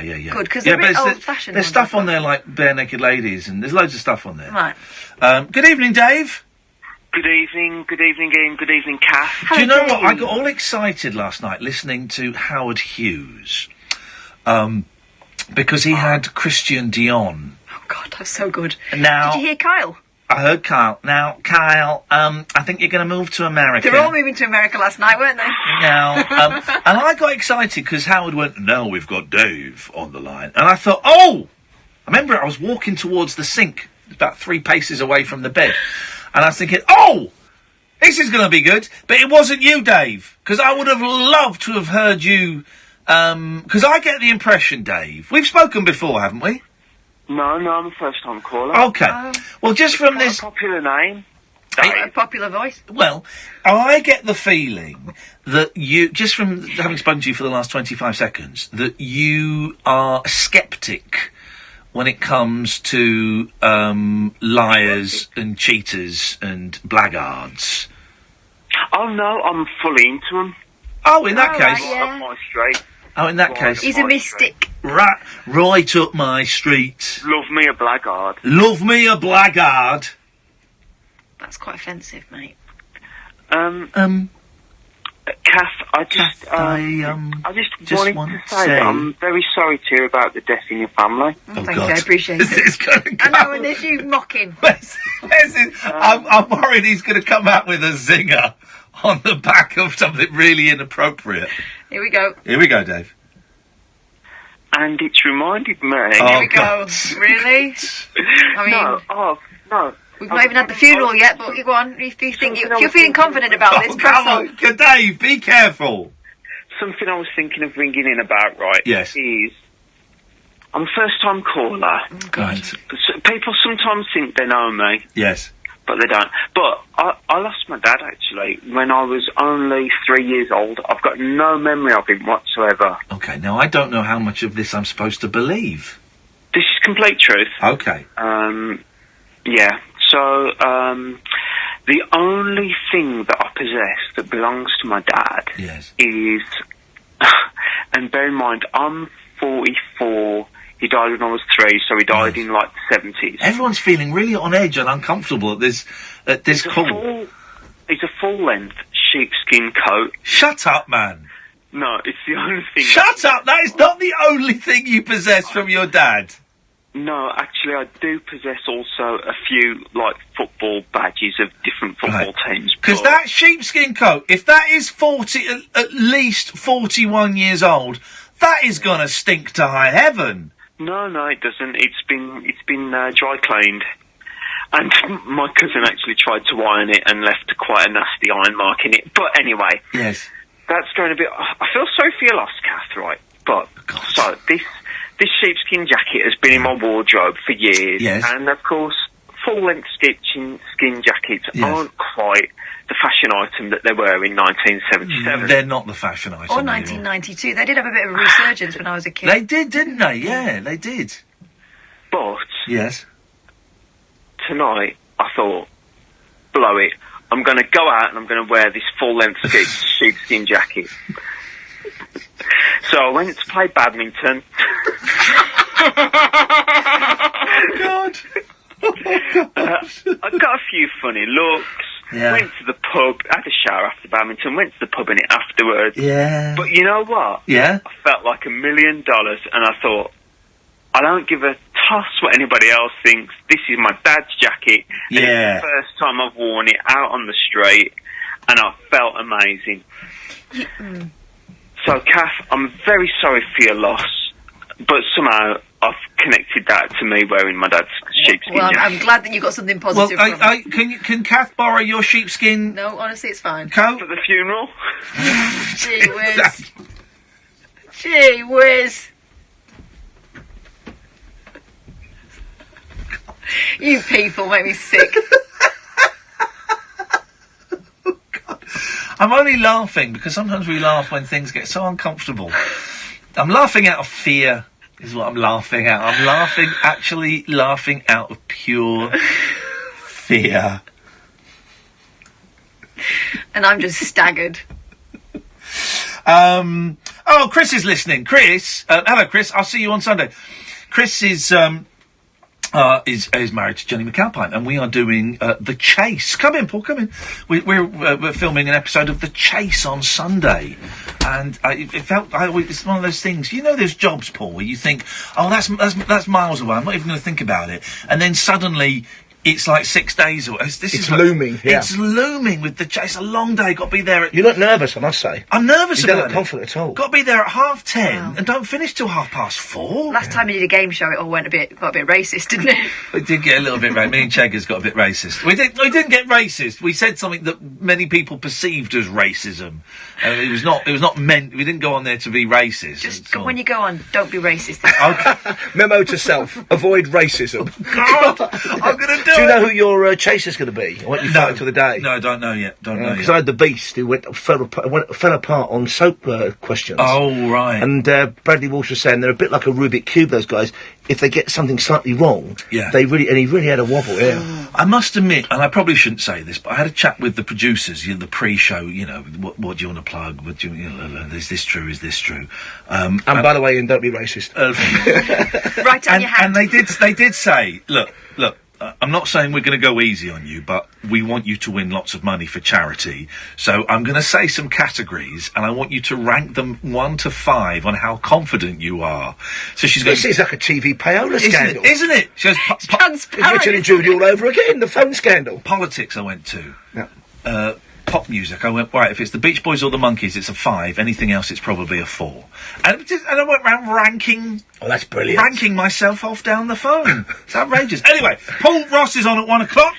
What is coming up on your show tonight, I'm really looking forward to it tonight. It's been a few days in preparation. We're going to be finding out on the show today why whales are so big. And it's not why you think. It's nothing to do with the support of salt water. Yeah. We're also talking to the man who's running a gym. It's the hottest thing on the west coast of America, in Los Angeles, of course. It's also the coldest thing. People pay $300 a month to go inside tanks of frozen nitrogen that go down as low as minus 180 degrees Celsius. Fact. They're in there for 3 minutes and they survive. And apparently rejuvenates your body. Oh, I love that. And finally, yeah, this time next year, sex bots available in the UK. We are going again to the States for the man who believes he has the perfect companion for everybody. Not so much one size fits all. You build a robot to your own requirements. You can have them slightly more passive, slightly more, shall we say, assertive. Yeah. And they're on the way. We've interviewed a sex bot on this show. Was it Amanda? Was that the sex bot? Samantha. Sex bot where...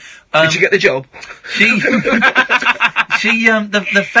fella let his little kiddie play with her. She had a family mode where she would just tell bad jokes, but then if you stroked her hand, you couldn't go straight in. You had to stroke the hand and then there's woo her. There's a fella in Glasgow.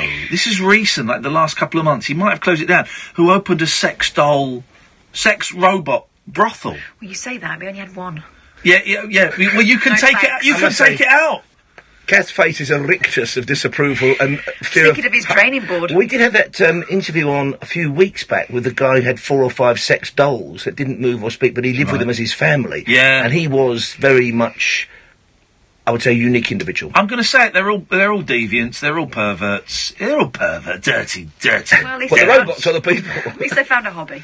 Well, when the robots become dirty devils, that's when I'm going to be interested in.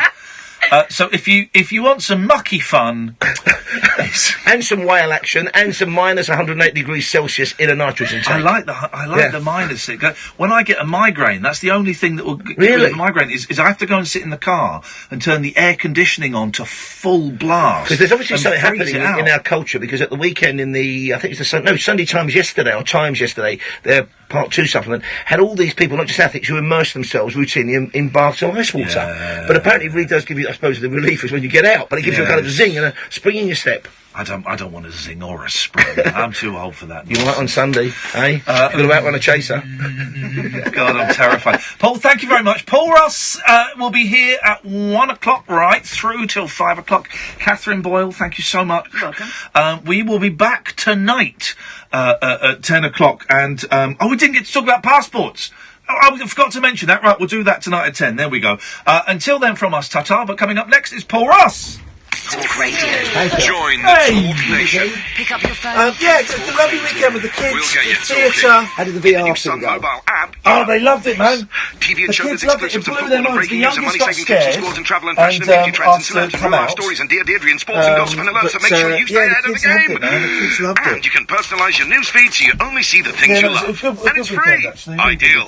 Download the new Sun Mobile app. It's totally sun-packed. 11 quid for this. It's fucking shit. What's the name? What's the name of the song where the Beatles talk about wanting to hold something at the end of your arm? Since 1968. It's that kind of. It's awful. I suppose it's to let everyone have a chance if you're playing with a It's family. Trivial Pursuit, though. It's meant to be. Two good Beatles anniversaries today. Stu Sutcliffe died, and Paul McCartney announced he was leaving the Beatles, much to Lennon's disgrace. Yeah. In the semi-final in the European Cup. They did it on the behind you. Just a matter of years later, Grab we this. were playing Yeovil in the league, in League One. That brings you down. Paul, have a good one.